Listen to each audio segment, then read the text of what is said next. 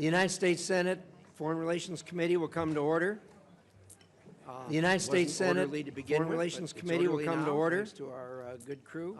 It wasn't orderly to begin with, but it's orderly now, thanks to our Secretary of State, Marco Rubio. And we welcome here distinguished alumni of this committee, and I know he's always glad to come back here.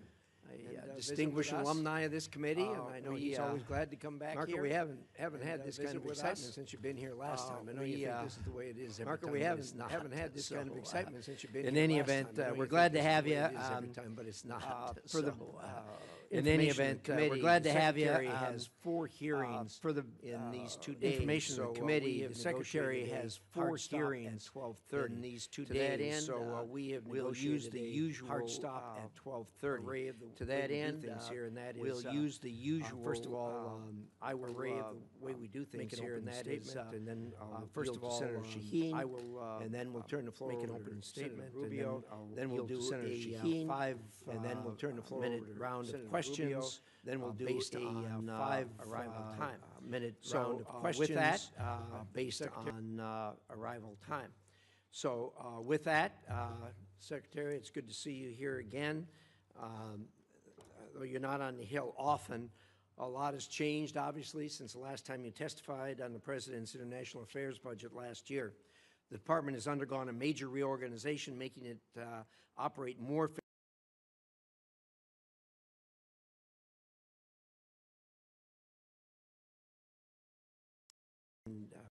executed, I think, quite well. At long last, foreign governments are being encouraged and, when necessary, pushed to live up to their responsibilities to respond to the needs of their own citizens. America will stand up by our allies and provide life-saving assistance to people in their hour of need, but we are not the world's ATM. And so the Department is testing new ways of providing strategic assistance and breaking the cycle of dependence on aid.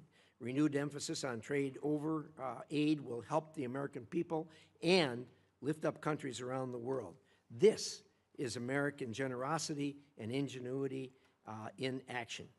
Through this budget, the administration is holding UN organizations to account, badly overdue, and alongside Ambassador Waltz, making sure American values are leading in international organizations. You've made securing the Western Hemisphere a top policy and budget priority and have successfully reduced illegal immigration at the southern border to the lowest level in half a century. That has not gone unnoticed. You've helped curb the trafficking of illegal fentanyl into the United States, saving countless lives.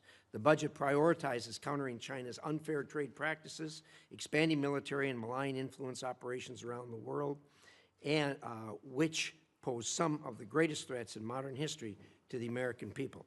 At the same time, you've been working to ensure these efforts are strategic, targeted, and effective, and we appreciate that. The administration has also taken care to ensure taxpayer dollars don't go to those who are able but unwilling to pay for their own defense. Through concerted effort by you and your colleagues, our NATO allies have increased their defense spending and have committed to reach the 5% by 2035. This is a major change from the way you and I used to deal with this for the decade or more before this. Together, we need to create a next-generation NATO that is stronger, more interoperable, and takes advantage of the industrial potential of American and European economies.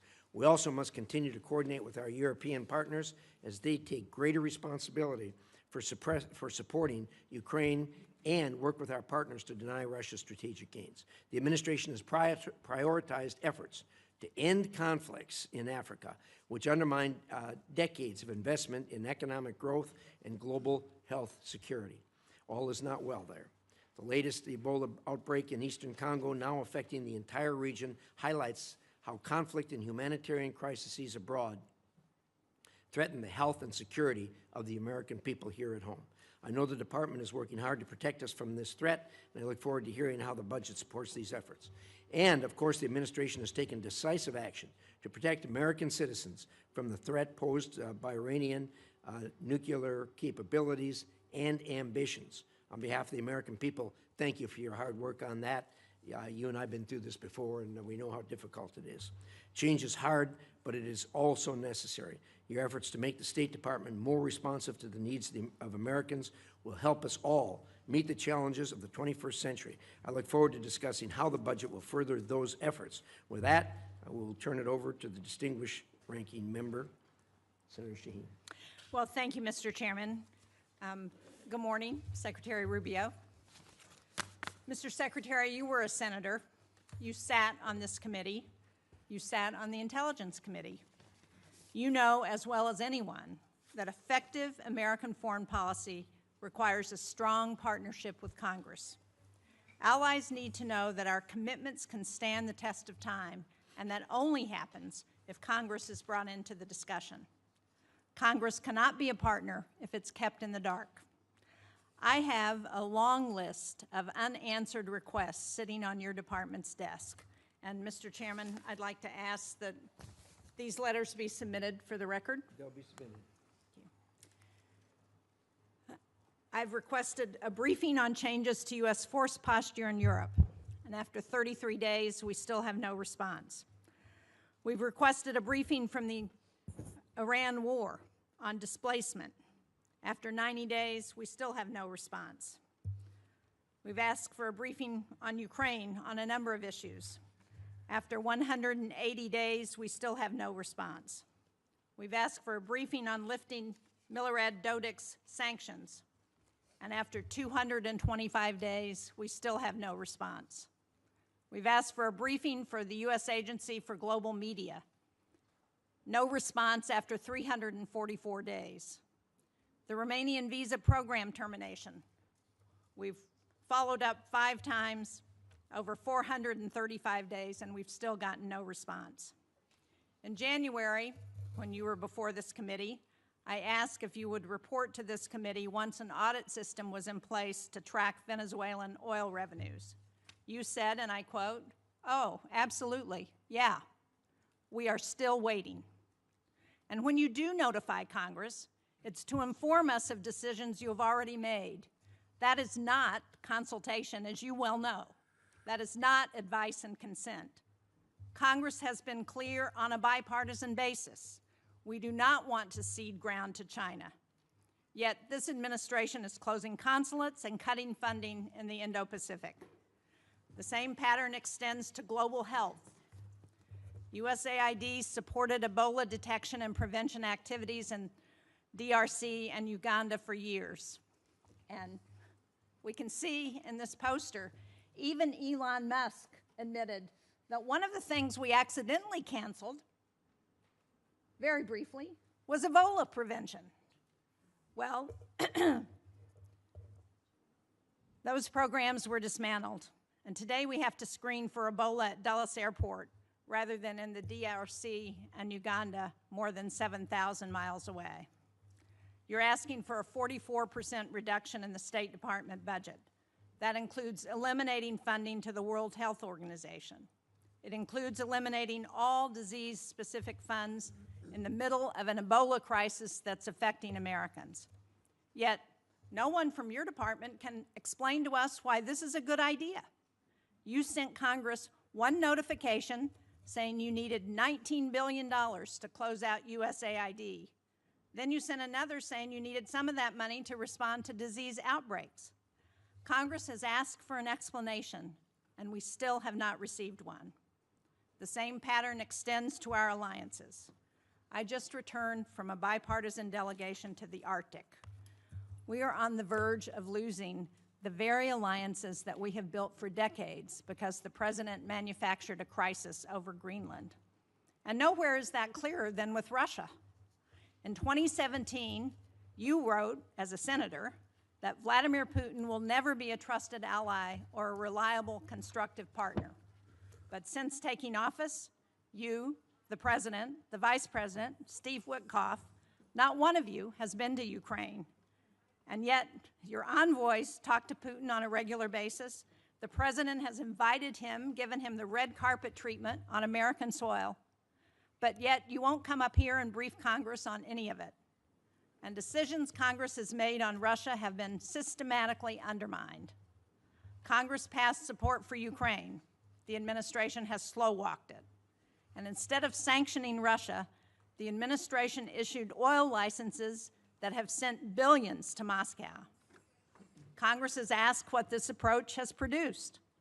Russia has conducted 5 times more drone strikes on Ukraine since 2024. More U.S. businesses are being directly targeted than at any point in this conflict. And Russia is providing targeting intelligence to help Iran hit our facilities and personnel in the Middle East, while we're helping them fund this war. When I talk to my constituents, they ask for economic relief at home, not regime change in Havana or Caracas or Tehran. Instead, you sent Congress a war powers notification saying we are not in active hostilities with Iran, while the U.S. was conducting strikes against Iran and Iran was bombing U.S. embassies and bases throughout the Middle East. That was not consultation.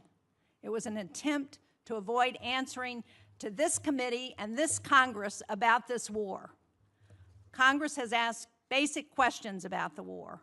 Why are roughly half of our Patriot interceptor stockpiles gone? Why does the Strait of Hormuz remain closed? Why is gas up $1.50? Why did 13 American service members lose their lives in this war? Congress deserves to know why, and Americans deserve to know why. Mr. Secretary, you would not have stood for this kind of stonewalling by the administration when you were a senator, and you certainly shouldn't stand for it as Secretary of State and National Security Advisor. Thank you, Mr. Chairman. Thank you, Senator. We'll now proceed to a round of 5-minute questions. I'm sorry. We'll try. Did you want to? We talked about that. Do you want one? We actually talked about that, but he thought that questioning might be easier. Why don't you go ahead? I have it in writing. You want me to read it? Give us your best shot. Okay. Well, thank you for having me here. There'll be a lot to talk about today, and I just want to remind everybody, you know, our foreign policy is one that's solely focused on the national interest of the United States of America, on the defense of our country, both its military defense and our security, but also our economic security and the vibrancy of our economy, our sovereignty, and our future. We believe that America should lead the world, and I believe that we are, and we'll have a very good story to tell about that. American leadership, however, should always be on behalf of the American interests. I say this because I think over a period of time in our foreign policy, we lost focus on that. The reality of it is that our foreign policy, first and foremost, must always be what is in the national interest of the United States of America. And determining the national interest oftentimes requires us to make pragmatic decisions. Sometimes in foreign policy, the choices are not between a good choice and a bad choice.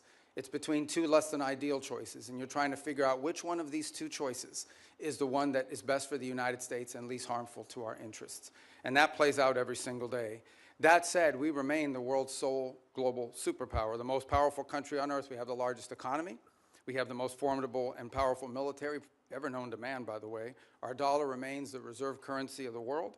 Our language is used extensively throughout the world to transact all sorts of business and many of our engagements. But all of this means very little if that power is not used to protect the people who built it, the people who it is meant to protect. I also remind everybody the United States government is not a charity. We are not here to play social worker. We are here to win. We are here to win on behalf of the American people and on behalf of the national interest, to win for our country, to win for the people of America, to win for the things that are important for our future, and that's what we exist to do. The State Department exists to carry out the foreign policy of the United States, both in diplomacy and in aid, in a way that furthers the national interest and helps the American people. And it's guided every decision that's been made since January of 2025. I'll give you a perfect example in our own Western Hemisphere, an area that this committee and many of its members long argued, as I did, has long been neglected and not been paid attention to. We now have in this hemisphere a coalition of friendly countries, over a dozen, who have aligned to work on not just the issues of security that we all have in common, but also economic prosperity that go hand in hand.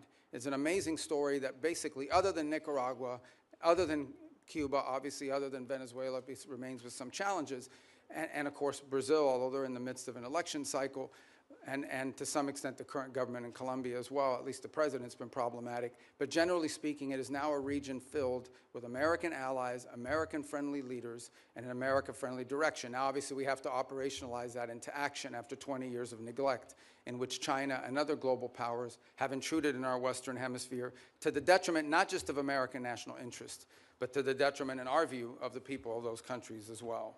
So these are important achievements, and one that I'm very happy about. I'm also happy about the way we've transformed foreign aid. In any transition, there will be, bumps in the road, but largely speaking, if you think about how those programs that existed in the past were failing us, the old model had to be replaced. And the foreign assistance that remains is being brought under the strategic direction of the State Department. So we're not just providing money, we are also seeking outcomes. It's not just how much money you spend on a program, it's whether you're getting outcomes from it. But it's also being guided with our strategic view in mind. And that means that we are able to provide aid not just all over the world, but specifically targeted at those most in need and those places around the world most important to the national interest of the United States. That will remain our guiding principle. That's been our guiding principle in our reforms. So, we can get into a lot of these details in our questions. The bottom line is that all this and more is a reflection of this belief that I outlined at the outset, and that is that foreign policy cannot be separated from economic policy, from border policy, from energy policy, from any of these other spheres that are critical to our national interest. A country that cannot build ships or produce medicine or control immigration or access vital resources cannot defend its people, cannot defend its interests, and cannot defend its way of life. So our foreign policy continues to be reoriented around the real foundations of national strength. This budget is yet another step, I believe, in that direction. Obviously, the appropriators here will have a huge say on the outcome of what that budget ultimately looks like, as we don't anticipate that for the first time in modern history, Congress will just take up our budget and pass it. We think it'll go through some substantial reforms along the way, and we look forward to engaging you like we did last year to produce what we think is a very good spending bill at that time. So anyways, I look forward to your questions. At least that's what it says here. I'm not sure if I really look forward to your questions. I look forward to probably half your questions. Thank you.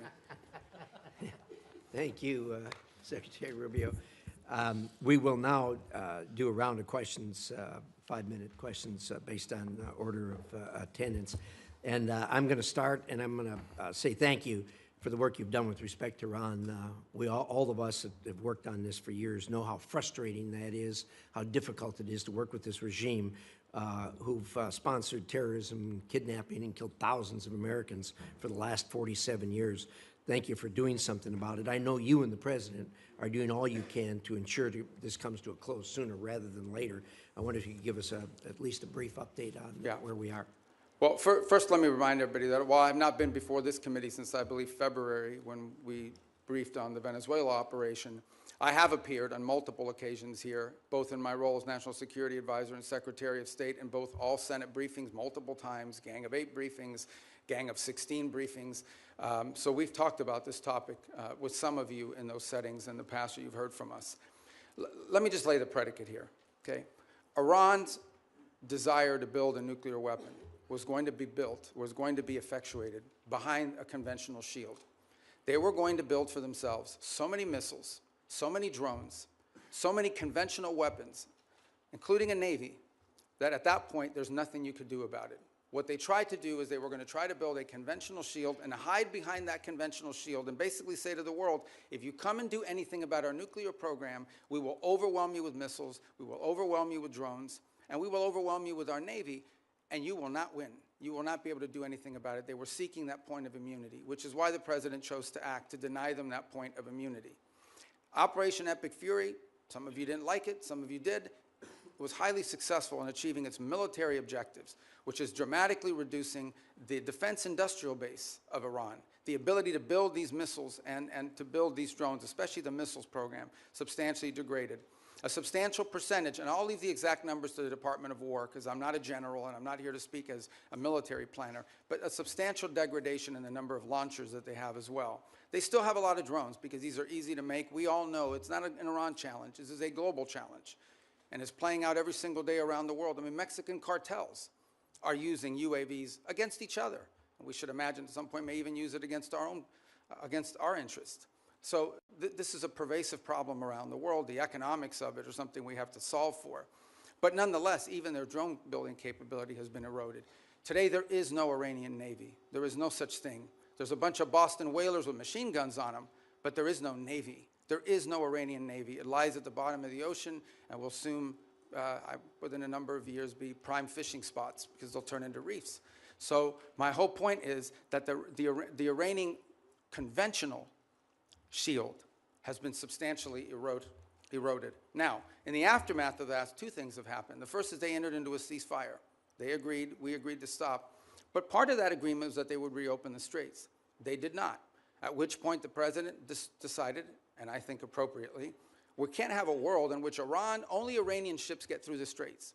And so if they're going to shut down the straits for everybody, we're going to shut down the straits for them. And we have done that through a very effective blockade and, by the way, through the seizure of sanctioned ships in the Indo-Pacific as well.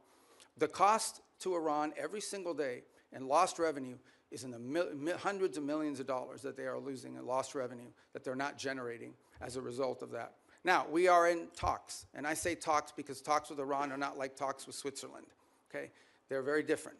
They require the use of intermediaries, unfortunately. But there is the prospect before us, which could happen today, it could happen tomorrow, it could happen next week, that for the first time, certainly in my memory, they have agreed to negotiate aspects of their nuclear program that just a month ago, just a year ago, they were refusing to even mention, much less enter into discussions about. That is not a guarantee that ultimately it will lead to a deal that's acceptable to the Senate or acceptable to the American people. But we'll be able to engage them in a process to truly test the proposition of how far they're willing to go.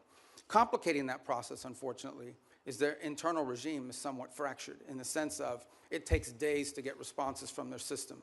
We can go into more depth in your follow-up questions.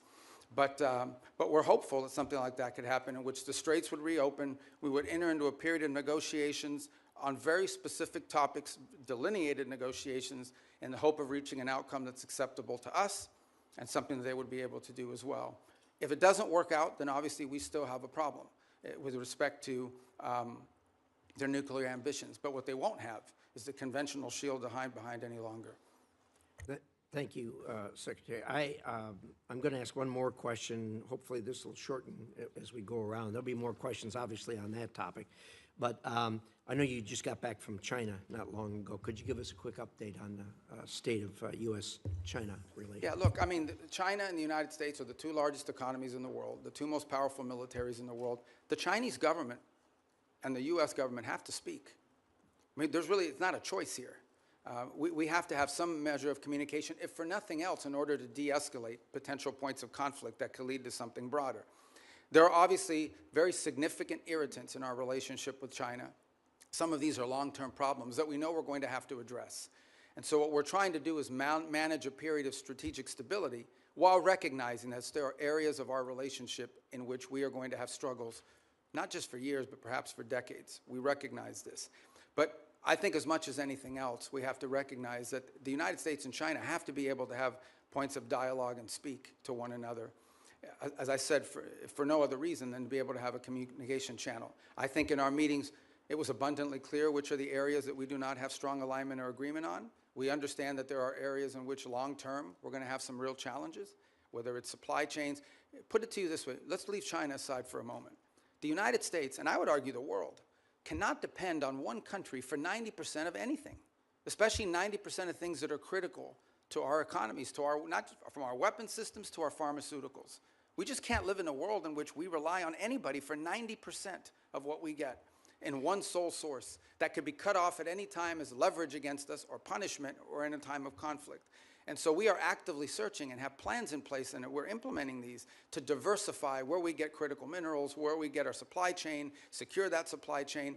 And obviously the Chinese would like to retain their monopoly position in some of these. This is going to be a long-term issue that we're going to have to continue to confront and work on. Work on that continues even while we are engaged in the ability to dialogue and speak to them, because we have to. It's responsible, and we truly have no choice but to be able to do that. It's to their benefit and ours, and I would argue to the benefit of the world that these two countries are able to speak to one another. Thank you, Secretary. And I think your comments about the supply chain and the critical minerals and everything else that's in the bottleneck, these are things that are relatively new to us. They've always been there, but COVID underscored that. And then, of course, the Ukraine war brought it out even more. And appreciate your remarks. I think everybody at this dais knows we are, as a nation, looking at that. With that, Senator Shaheen. Thank you, Mr. Chairman. Mr. Secretary, at this budget hearing last year, you testified that no one had died as a result of foreign aid cuts. Sadly, I think we're seeing in real time that that's not true today. there are more than 1,000 cases and more than 200 Ebola-related deaths. And as we know, one of the entities that is a critical global health tool is GAVE, particularly during a disease outbreak. It plays a role in distributing Ebola vaccines, and it has committed up to $40 million to develop a vaccine for the current Ebola strain that has no vaccine right now. So how are you making sure that Secretary Kennedy, who has been sitting on those funds for months now, is going to release them so that they can go to help develop a vaccine to address the Ebola outbreak? Yeah. Well, a couple points on Gavi. I would say that the President had asked that we allow Secretary Kennedy to play a leading role on the Gavi decision because of his strongly held views with regards to vaccine safety, and he wanted them to conduct some reforms. I actually talked to Senator Schatz about this last week as well, and so the State Department's going to be re-engaging. I'm not here to tell you we're going to yank this thing and we're not going to listen to his points of view, but the State Department a few weeks ago made the decision that we were going to re-engage on this issue of Gavi, respecting what HHS views on it are as well, and we want to take their input, but we'd like to get this issue resolved in an outcome that's acceptable, both to Congress and also to our goals on global health. So it is an issue. As I said, I wouldn't use the word defer, but we have certainly allowed him to play a leading role in determining what we're going to do next. But right now, we're sort of at a stage where we are going to re-engage. We need to drive this to an outcome. I couldn't agree more, and so do you commit to using the $2 billion that Congress has appropriated for global health to actually help fund global health security? Well, we do fund global health security beyond Gavi, by the way, and we can talk about that. We can talk about the compacts, I think 32 that we've now entered into with countries all over the world. We have a new agreement with the UN as well that they're very happy with. The Global Fund, we've hit our cap. We are at our 33%, and we've actually been able to attract additional donors from around the world to contribute to it. On this specific item, I would say, we intend to get this resolved. We want to get this resolved. It's an important part of our matrix. We will follow up, and I hope you will share with this committee as soon as you get it resolved. I want to go to Russian oil sanctions and general licenses, because President Trump gave Russia a lifeline, allowing it to sell oil globally through licenses issued by the Treasury Department. While I think the administration should have known that the Iran war would make Russian oil more desirable, they decided to remove the stigma on that oil and give an extra windfall of cash to Putin. So can you let us know whether you believe or whether you will support extending those licenses, when it comes back up mid-June? Yeah, a couple points. First of all, the two things have happened. One is actually the U.S. production and U.S. playing a role in the global energy supply has increased. I think we had our largest amount of exports from the United States we've ever seen. So we've also benefited from this, and our energy dominance has really come into play. The Russian waivers were a decision. These are the policy, the underlying policy remains on the sanctions. What has changed is these time-limited extensions to sort of try to alleviate the global, the problem we're facing too is there's a contagion potential, and that is that at some point we can do strategic reserves, we can do some of the other things that we've done to sort of alleviate global supply, but at some point you have to ensure, and this is not so much for us. At the end of the day, our economy is not in need of it, but there are other economies around the world that have benefited from this. So these are time-limited extensions that ultimately at some point will expire. We've certainly benefited China and Russia's economy.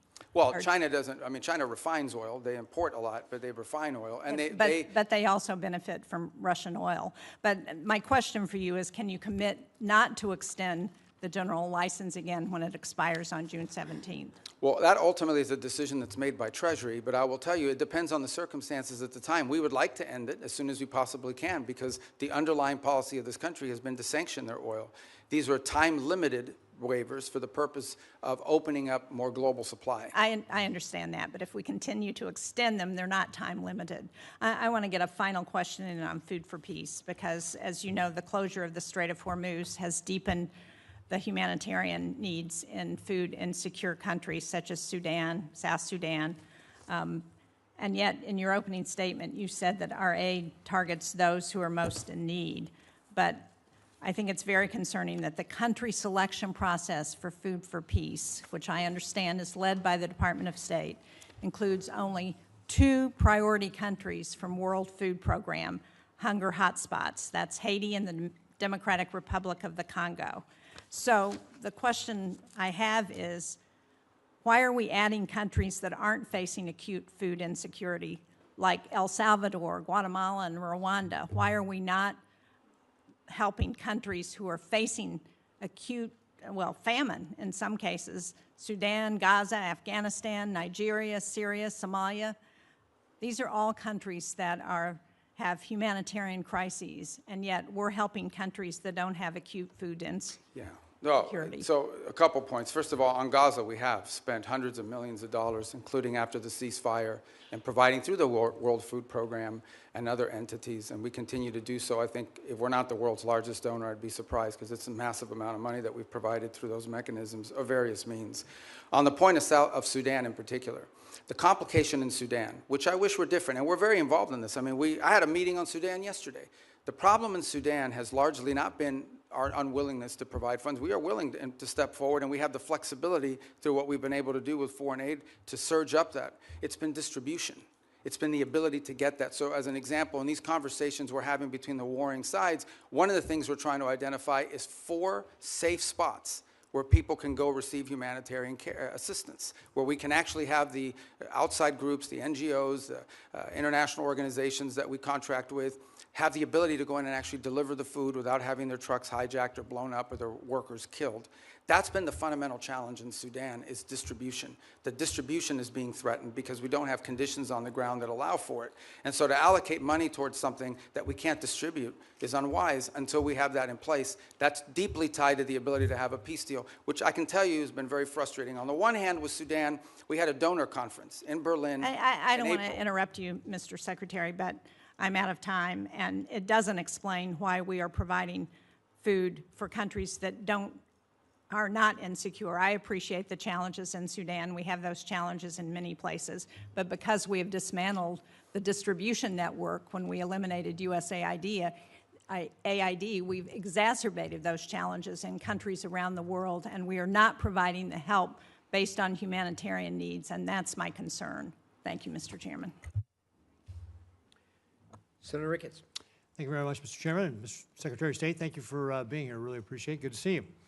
Communist China is trying to win the AI race, and they will use it, for example, to dominate our military if they're able to do that, and so many other ways. A world where Communist China is dominant in AI is very bad for the United States and for the entire world.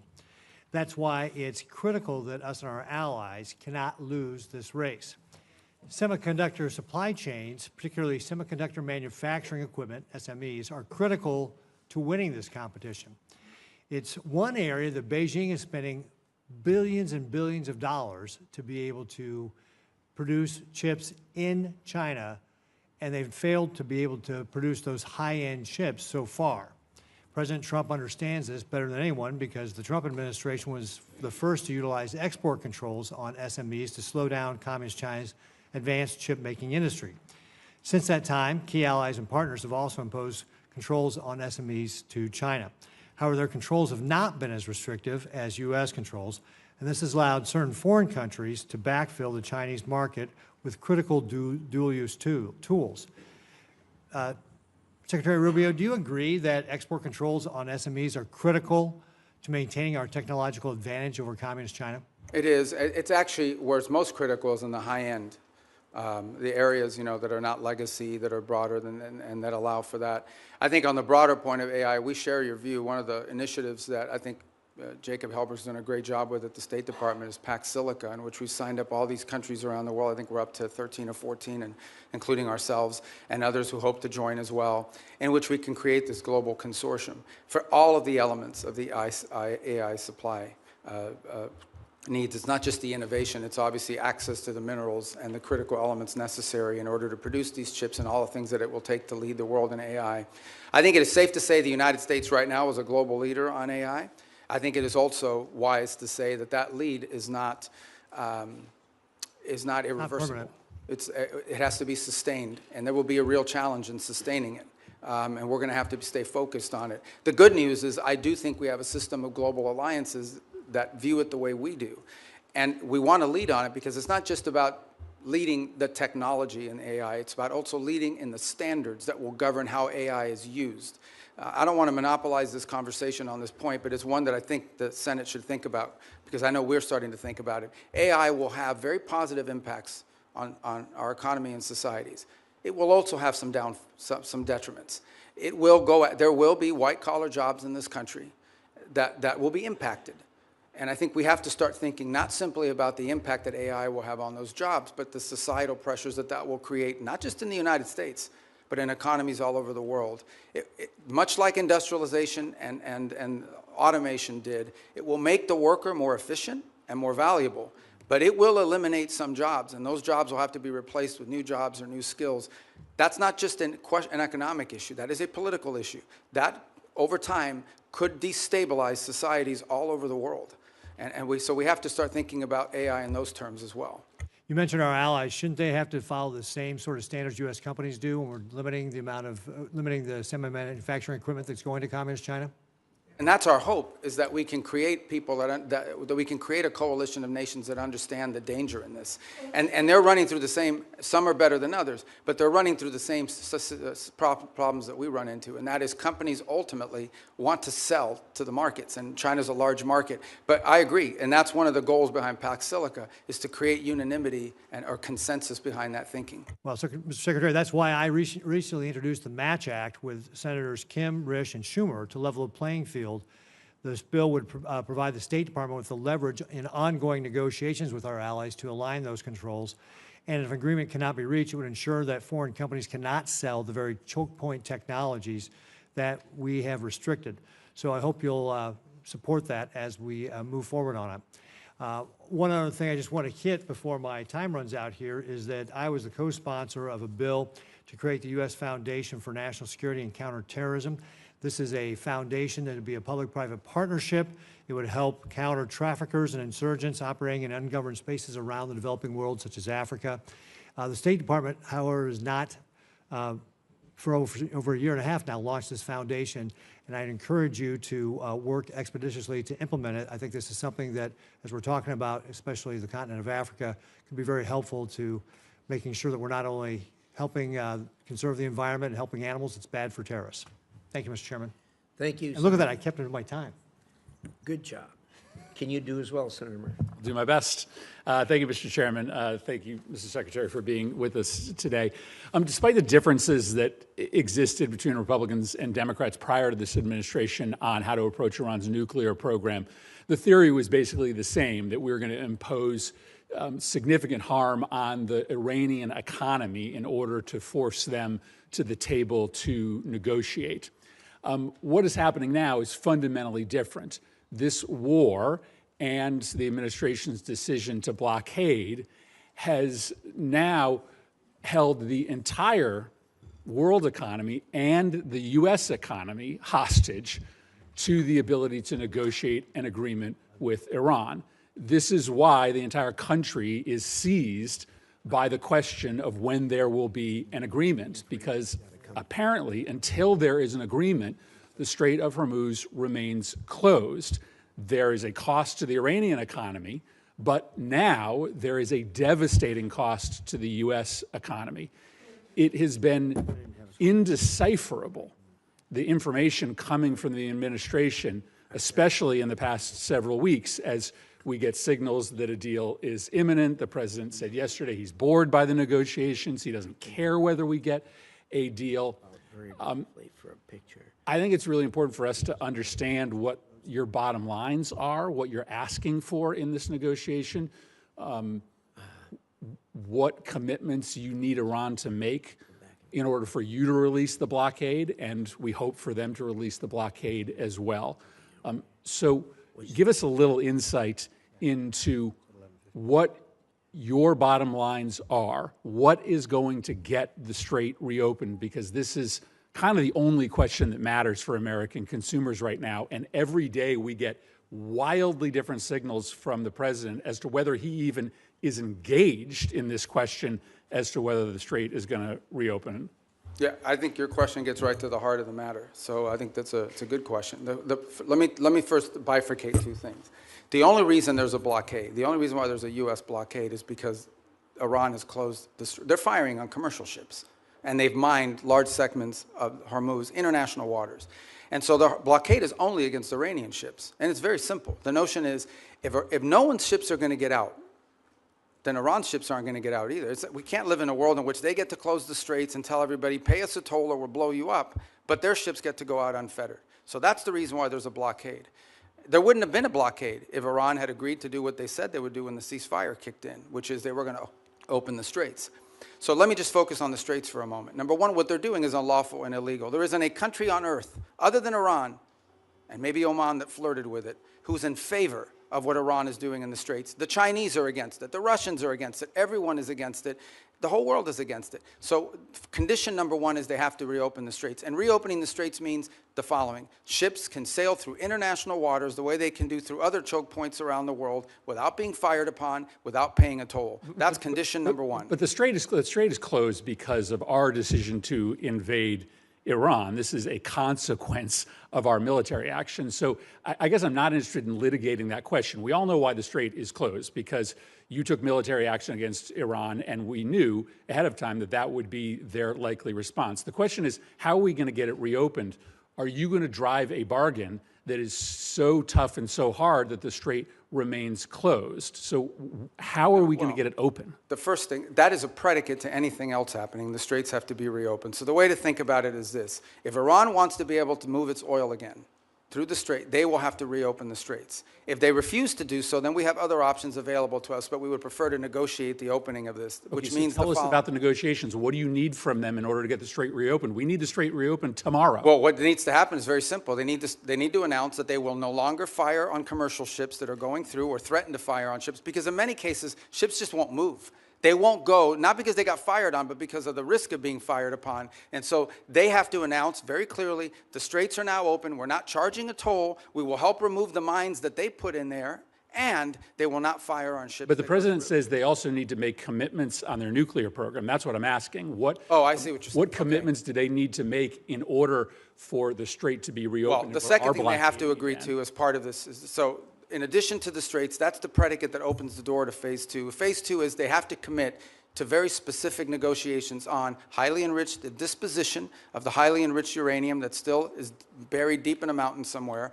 They have to agree on negotiating severe and long-term limitations and or cancellation of enrichment activity in their country. In the second phase of negotiations. Well, obviously, these are highly technical matters, so I don't think you could work those out in 5 days. That would require a team of experts to meet over a 30, 60, 90-day period and work out the details. But they have to commit to their willingness to do that. For example, they have to commit to say, we will dispose of the enriched uranium, and the question now is, what are the mechanisms by which we do so? That can be negotiated. Final question. In order to get to that second phase, are you willing to release sanctions or release frozen money that the United States is withholding from Iran? Right now, everything that's been discussed with them is that any sanctions relief, now remember, sanctions come, there's international sanctions, there's congressional sanctions, there's executive sanctions, so some we can release and some we cannot. But any sanctions relief is condition-based, which means it has to be in return for the reason why those sanctions were put in place in the first place, which is their nuclear program. So yeah, look, Iran is being sanctioned because they enrich uranium. Iran is being sanctioned because they've highly enriched uranium. Iran is being sanctioned because of their nuclear activities. If they agree to give up those things, there will be sanctions relief associated with their commitment and compliance with those agreements. You will not give sanctions relief just in exchange for reopening the strait? No, that's not been discussed. That's not been offered. Senator Hagerty. Thank you, Mr. Chairman. And Secretary Rubio, it's good to see you here. I want to commend you and the administration for actually implementing a foreign policy that advances America's interests. Thank you. If we could, I'd like to start with the Philippines, an area that we know very well. It's a geographic center of the Indo-Pacific region. It's an area that is along critical sea lanes where a tremendous amount of world trade and energy commerce actually move. A strong alliance with the Philippines clearly is in U.S. national security interest. It leads and supports our freedom of navigation. It also helps us deliver regional stability along the South China Sea, a very critical area, particularly in the face of a very aggressive posture that the Chinese have adopted. I want to recognize my colleague, Senator Kaine, who's worked with me to put in place the Philippines Enhanced Resilience Act. That's $500 million of FMF grants. It's $1 billion of loan and loan guarantees per year to strengthen the Philippines and the United States alliance to make us more interoperable and more capable. Mr. Secretary, I'd just like to get your comments, your vision on the role of the Philippines in the United States alliance. It's actually, I spoke to President Marcos on Sunday, and have had multiple engagements with them at a personal level. We've had visits. A couple good points here. The first is we've actually entered into agreement with them in which I believe it's an old U.S. military facility inside the Philippines that will now serve as sort of I think it's a 4,000 acre. I'm very familiar with the area. Yeah, you know it. And that we'll be able to do a lot of our activities together with regards to our joint interests in developing on AI and high tech and diversifying and helping diversify their economy. The second is to continue with our defense commitments that we've made to them and the ability to interoperate joint exercises, which we've done now multiple times over the last year. Obviously, we're very concerned with Scarborough. We've seen in recent days, and we've demarched and made a very clear note. This issue came up during the first meeting with the Chinese. It's come up in every engagement I've had with the Chinese, and it's come up again now very recently through diplomatic channels, and that is we're very concerned about recent activity once again near Scarborough and the buildup of infrastructure that appears to be exerting, territorial claims that we have long argued are not valid. This is one of those irritants in the long term that I think we'll continue to have to manage. But I view the Philippines as a critical partner, and I think over the last, I would say, couple of years, our relationship with them, particularly under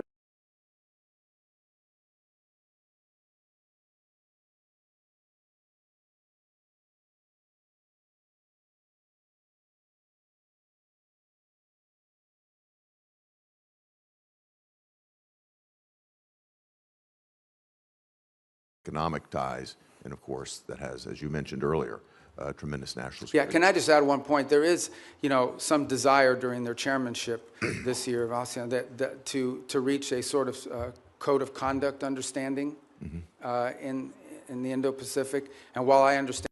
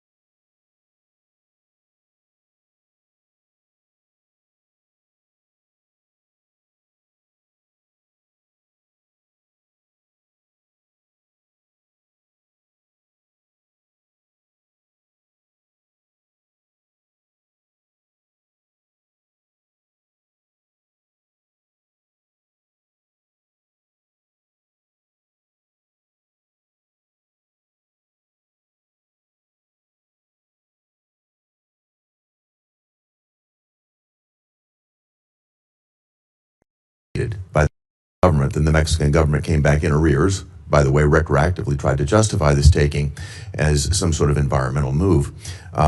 Sadly, we had to fight pretty hard, the previous administration, to not allow this to happen. And I think it's going to take more bipartisan effort, certainly you'll have it from here in Congress, to push back on any government's effort to try to confiscate American corporate property. What that will do is have the effect of minimizing or basically reducing the incentive or de-incentivizing our foreign investment in other countries, which again, I think hurts the mission that you're on. I'd love to get your perspective on how the State Department will stand up for American investments overseas. we do every day, and in fact, one of the great benefits of our reorganization is that it has empowered the regional bureaus. You used to have a set-aside economic bureaus that would do these things separately from the missions in the field, and having been a former ambassador, perhaps you experienced that. We've now empowered the regional bureaus, and through it, by extension, the embassies, to play a leading role in economic diplomacy. And so I would argue that virtually every engagement I have with a foreign leader involves some economic component to it. Right. And I would say if you talk to our chargés and our ambassadors around the world, I would say more than 50% of their engagements now have to do with economic matters, and they involve one of two things. Either A, finding creative opportunities. In essence, the host country will say to them, we have these areas, these industries of investment. And the embassies will take an active role working with the Bureau to identify American companies who could potentially go down there and see if there's an opportunity for them. And the second is what you just pointed to, and that is protecting existing American investments. Because the point we make with everyone we interact with is you can't ask for American investment into your countries when you have a history of expropriating, of takings, and in some cases, it's a local official that's trying to extort an American business and say, hey, I'm the sheriff or I'm the local police officer. If you don't pay us, your workers won't show up to work tomorrow. We have problems like that as well around the world that involve the local level. And it's become a leading part of our diplomacy. And it's happening at the embassy level, which is where I think it really needs to be led. That's where your field generals are, and I applaud the sea change, and you know you've got support on a bipartisan basis here in the Congress to move this forward. Thank you, Mr. Secretary. Thank you, Senator Hagerty. Senator Kane. Thank you, Mr. Chair, and thanks to Senator Hagerty for mentioning our work together in Philippines and Mexico. Mr. Secretary, you won't be surprised that I'm going to ask you about the Western Hemisphere. You and I traded the gavel and the ranking on the Western Hemisphere Subcommittee when you were on this committee, and that was good, productive work. I want to ask you about Operation Southern Spear, the operation to strike boats in the Pacific and the Caribbean, that dozens of operations have now killed more than 200 people. Have you been involved as Secretary of State or National Security Advisor in discussion about the targeting criteria that are used to decide which boats we should strike? No, but not because I've avoided it, but because those are largely legal decisions, right? So But if you haven't been involved in discussion, as the National Security Advisor, are you aware of what the targeting criteria are? Yeah, I mean, they go through so every strike has a legal officer on the deck that has to make a determination about whether the call is legal or not. And this is done by the Department of War, the way it's been done in other theaters around the world. Here's what I want to ask you about. So you're generally aware of the targeting criteria. I'm not allowed. I know what the targeting criteria are because of briefings I've had in this committee and the Armed Services Committee. It's all been in classified. And I'm not allowed to discuss the targeting criteria because they've only been shared and classified. But I don't think I'm prohibited from describing things that aren't targeting criteria. So I'll give you an obvious example. Everyone on the boat is right-handed. That's not a targeting criteria. It would be ridiculous. Everyone on the boat is what? Everybody on the boat is right-handed. That's not a targeting criteria. It's obviously not a targeting criteria. It would be improper for it to be a targeting criteria. Here's one that's not so obvious and that surprised me. There's evidence of narcotics on the boat. That is not a targeting criteria. I have been briefed on Southern Spear since the first operation on September 2 and most recently within the last couple of weeks, and I've asked again and again, have the targeting criteria changed? No, they have not. What are their criteria? Here's what they are. I can't describe it here. But the presence of narcotics on the boat has never been a targeting criteria. Would you have any ability to explain? And the administration could have picked that as a targeting criteria. They chose items that were targets, that authorized the use of the U.S. military to sink boats and kill people. But they have not used the presence of narcotics on the boat as one of the targeting criteria. And I would suggest to my colleagues, if you go look at the individual files of all the strikes, and I've looked at the first 46, they are consistent with what I've just said about something that's not on the list of targeting criteria.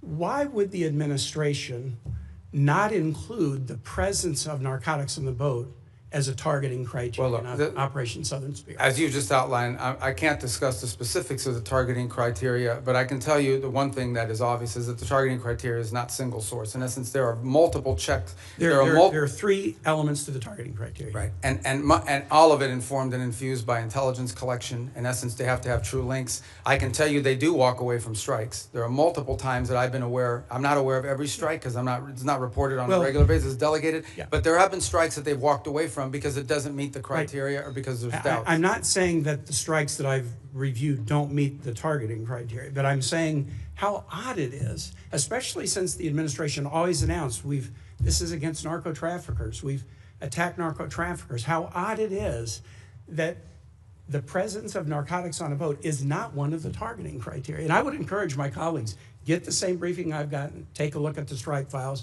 You'll be as surprised as I am. Here's the second question. Again, in your dual role, Secretary of State, National Security Advisor. The administration's Operation Southern Spear, we could agree with it or not, but the administration presented a legal opinion from the DOJ that we could review. Absolute resolve, the effort against Maduro. The administration presented a legal rationale that we could review. Now, we could review both in classified. They've not been made public. We're 92 days into a war against Iran, and the administration will not let Congress look at the OLC legal opinion justifying the war. Intel committee members, SFRC members, Armed Services Committee members, rank and file members, the administration will not make it available to us. Now, you can imagine, A, we're the Oversight Committee. B, you're here asking for a budget, and in the Armed Services Committee, they're asking for $1.5 trillion, an increase of 40% over last year's budget, but won't let us see the legal opinion. And Mr. Secretary, you know what kind of thinking we do. If you've showed us the legal rationale for 2 wars, and you won't show us the legal rationale for the third, is there something in the rationale they don't want us to see? Is there a dissenting opinion that says it's not legal? Are there conditions like you can't strike civilian infrastructure like schools and bridges? Are there factual assertions like the war will be over in 2 days or Iran will never close the Straits of Hormuz? By not sharing the legal opinion with the Article I Oversight Branch, you give us the opinion that there's something in there you don't want us to see. Could you use your influence as the President's Chief National Security Advisor, Secretary of State, NSA, to get the administration to share the Iran war legal opinion with Congress? Well, look, first of all, obviously the Department of State does not develop the legal opinion. That's the Office of Legal Counsel. You're the Chief National So I think what you're asking is why haven't the Office of Legal Counsel provided it? They don't work for the National Security I'm Council. actually They don't work for asking, me. will you use your influence as Well, I will President's certainly Chief inquire as to National why. Security Here's what I'll do. Advisor? I can certainly inquire as to why it has not been available. I don't think there's a reason why. I am not aware that. In fact, my understanding is they have provided documentation to the committee and Not the opinion. as part of the war. Not the opinion. Well, that's different. And you wouldn't accept that. All right, well, let me take sitting that on back this and ask side the of Office of dais. Legal Counsel. But it's certainly, they provided the legal rationale for the strike. You're asking for the actual written opinion the way it was Which in the they other. provided us All in right, I Southern understand. Spirit and Absolute Resolve. I'll Thanks, take Mr. that Chair. back. Thank you. Senator Lee. Thank you, Mr. Chairman. Thanks, Secretary Rubio, for being. You look like Ricketts. I apologize. This threw me off a second. Well, look, bald is beautiful, and we new caucus. we can't help that. But thanks for all of your efforts. You are a very effective spokesperson for not only President Trump and the administration, but for the United States, and I'm grateful for that. Was wondering at the outset if you could talk to us a little bit about the fractured Iranian regime and how that might be making negotiations more difficult. One of the things I've wondered, for example, are whether the diplomatic Iranian channels are sort of crosswise, at odds with, or working hand in glove with the IRGC, which is itself causing a lot of these ceasefire violations, or is it all sort of coordinated chaos to try to undermine and tip the scales in favor of Iran in the negotiations? Yeah, that's a great question. Let me try to give this answer to you in a way that's not boring or wonky, because it's been a shift. Obviously, the original Supreme Leader, the one that was there, is no longer with us. His son takes over. Nobody hears from him for a month. By all reports, open source reporting, I think you've all seen it. He was severely injured in the same strike, and so forth. Are you confident he's still alive, by the way? Yeah, I think there's indications that, in fact, we've not heard from him publicly. We haven't seen him publicly, and I would imagine, given what's happened to multiple leaders in that system, being very public is probably not something that's recommended for them internally. But that said, I think there are indications out there that he is increasingly engaging at some level, although all of his communications have been in writing and through intermediaries. So the way to think about it is the following. You have the Supreme Leader, and understand that at the end of the day, the Supreme Leader in their system there really is no analogy to it in our system or anybody else's system. It is the theological office. It was the head of the Islamic Republic in the sense of the ultimate decision maker, and every major decision has to be run by them. They are advised by a council. It's not clear if it's 6 people or 8 people, but there is a council made up of both IRGC and other elements of the regime that surround that Supreme Leader, and ultimately that council has to sign off on anything. And then there are the people you see on TV, like Arachi, who's out there every single day, and Golubov, who's the speaker of the Majils. who's been playing a pretty prominent role. And they are the ones that they have sent to negotiations and so forth. It is our view of the system, as we understand it, and as it's been expressed to us both by the intermediaries and by Iran directly, that what Arachi and Ghalibaf bring or take from us, they then have to run back to this council and ultimately get guidance from them. And that process oftentimes takes 3 to 5 days to get a response. Now, some of it is logistical. They're operating probably using couriers and things of this nature. Part of it is internal fissures on exactly what they should agree to or not agree to. I think the second point that needs to be driven in this regard is that there is evidence that there are communications issues within the regime as well. So, for example, it's pretty clear that at the outset of hostilities and the conflict, they had delegated decision-making to field commanders. And so oftentimes field commanders had delegated authority to act on a, let's say, a pre-operational planning that I already put in place.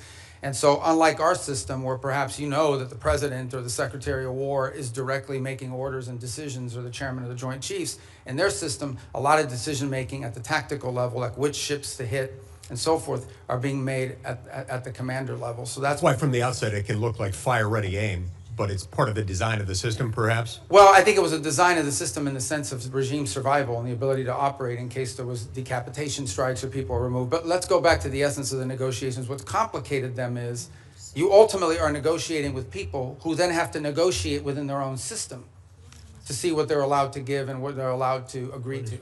What is abundantly clear is that Iran is facing severe internal economic. All the problems Iran had before this conflict not only are still there, but they're worse. All the things that led to the protests, all of these are worse than they were before. And I think there's definitely elements within that regime that understand it. And then there are other elements of it that are more immune to it and perhaps more resistant to making agreements. And so what we are working through is in many cases, is delays in getting the responses to people. And this is why you see reporting about there might be a deal in the next few days, because internally it takes time to get responses from them, sometimes upward to 5 or 6 days. Undoubtedly, they're using that to their advantage, sort of like the car dealer where the salesman has to go talk to his manager and make you wait and think about it for a while. Even more complicated than that. Even more complicated than that. One more question. I think we could benefit from hearing from you about the need to zero out funding for a couple of entities, including the National Endowment for Democracy and USADF. Can you tell us about that? Well, look, these programs, I think, have served a purpose in the past, and obviously there's a congressional role to play here, right? I mean, at the end of the day, these programs have had, especially the National Endowment for Democracy, has had support in Congress in the past. And look, I was here for 16 years. I understand that you're going to pass an appropriations bill, and the appropriations bill is going to have things in it that we don't have in ours. That's just the way it is. And we understand it, we'll make it work. But we are concerned, or have been concerned in the past, about organizations that sort of have lost their purpose and what they're advancing. And at the end of the day, look, we have a lot of resources. The United States is the richest country in the world. We have the largest government budget in the world, but we don't have unlimited resources. We still have to be able to strategically spend our money. And the State Department, when I took over, a lot of people are like, oh, that's a mess. State Department's not that big. The majority of our employees are local hires overseas. We have, foreign service officers, career civil servants, but compared to some of these other agencies that are out there, we're not that large, and yet we have a global footprint. We're really, other than the department, I would say beyond the Department of War, we're the only ones that are present almost everywhere on the planet. So we have limited resources, and we have to be able to allocate those resources in ways that are driven by the core mission of advancing our national security. And oftentimes that will mean that things we have paid for in the past, we can't continue to fund. Because there are other things. It might be good, but there might be something else that's more important and even better. Other cases, we may still spend money on a purpose, but we want to be driven not just by, we don't want to be judged by how much money we're spending on something. We also want outcomes for it. We want to show outcomes. That's been the goal behind these MOUs, these compacts with the 32 countries that we've entered into in a week plan, is we're not just trying to solve the disease problem this year. We're trying to build the local capacity so that 5 years from now, they won't need aid anymore because their local systems can handle it. I'm saying 5 years, some countries may take 10 years. But nonetheless, that's the goal, and it's been very well received. Thank you. Thank you, Senator Lee. Senator Merkley. Thank you, Mr. Chairman and Mr. Secretary. Good to see you. As Senator Shaheen noted, you've expressed that no one died as a result of the sudden shutdown of AID. And I did ask you last time you were here about that, and I won't repeat all that, but I want to note that the folks who study this at the schools of public health, Harvard Chen School, the Boston University School of Public Health, estimate that over 500,000 children have died from that sudden shutdown. I want to kind of put a note on that. If you were to walk across this country, you'd see one dead child equivalent every roughly 30 feet. That's the level of carnage. I know you disagree with that, but many experts who are in this field, that is their estimate. And I hope you'll ponder that as we strive to rebuild our programs related to malaria, tuberculosis, AIDS, HIV, nutrition, and certainly infectious diseases like Ebola. I wanted to turn, though, to Taiwan. It's an area that you and I worked on quite a bit together when you were here, including the Taiwan Relations Reinforcement Act and the Transnational Repression Policy Act, and the Hong Kong Economic and Trade Offs Certification Act. And I'm very concerned about the president's comments on his recent trip. He noted that arms sales to Taiwan are a, quote, very good negotiating chip. And when he was asked about how much he talked about arms sales with China, he said, we discussed arms sales, quote, in great detail. The 6 assurances included that arms sales to Taiwan would never be a negotiating chip. My concern is that the president now has kind of accentuated the arms sales by not approving, not putting the stamp of approval and completing the arms sale that Congress has already funded. That this sets a stage for China to very much proceed to pursue more aggressively their effort to incorporate Taiwan into the broader framework of China, including extinguishing Taiwan's democracy. So I'd just like to hear your thoughts. Hopefully there's a path here that will re-accentuate our support for Taiwan's democracy. Thank you. That's an important question. So let me first say on Taiwan, and I think I made this point myself, either on the trip in China or thereafter when we returned. There's been no change to U.S. policy towards Taiwan. I think there's, obviously the Chinese side would like to see a change in the verbiage, but no change has been made in that regard. The second point I would make is, I believe in December, I know in December of this year, we did approve an arms sales, I think $11 billion. I think it's the single largest arms sale ever. It was a huge sale to Taiwan. This was just last December. I think it's more than the totality of the 4 years under the Biden administration. And I would recall that there were a 6-year period of time under the Obama administration where there were no sales to Taiwan. There is a second pending sale, which I think is the one you're referring to. It's the $14 billion one, and that remains under review. And but we just did one in December. So I don't think it's, and I'm not saying you're saying this, but I don't think it's fair to say that the U.S. is not providing it. We just had a massive arms sales, and it was so big and so noticeable that the Chinese became very aggressive about it and some of the incursions they undertook as a result of it. And as I said, it was more in one sale than we did in the entirety of the Biden administration, if I'm correct, and I think I am on that point.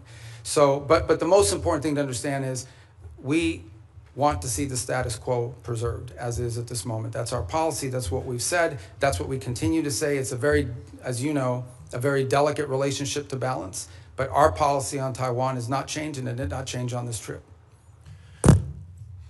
Another issue that you and I worked on was the Uyghur Forced Labor Prevention Act. And it's really been the most effective strategy for saying that products produced by slave labor will not be admitted into the United States. And we've turned down a lot of products from China, but then they're transshipped, often just into Canada. It would be a far more effective policy if Mexico, Canada, and Europe were to join us. Is that an objective you can pursue in your role? It is, and as you said, it's an enforcement challenge. I think the initial enforcement was easier because it was more straightforward. I think the transshipment issue makes it harder because it requires more paperwork, more due diligence, and frankly, in many cases, some of it is obscured. But I want to make this point. There's clearly a humanitarian aspect to it. There's clearly a humane aspect to forced labor, which is horrifying. Separate but related, there's an economic aspect to it. It is also, unfair competition for our companies to have to compete against someone who has free labor, basically compelled and forced labor.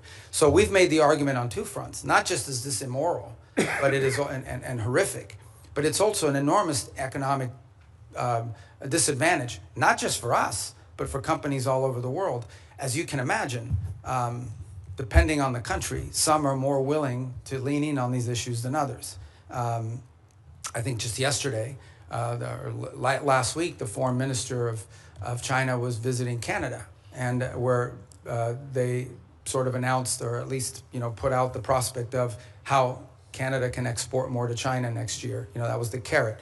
What we don't know in those, and I'm not blaming Canada, I'm just saying in general, they do this all over the world. There's a stick associated with it.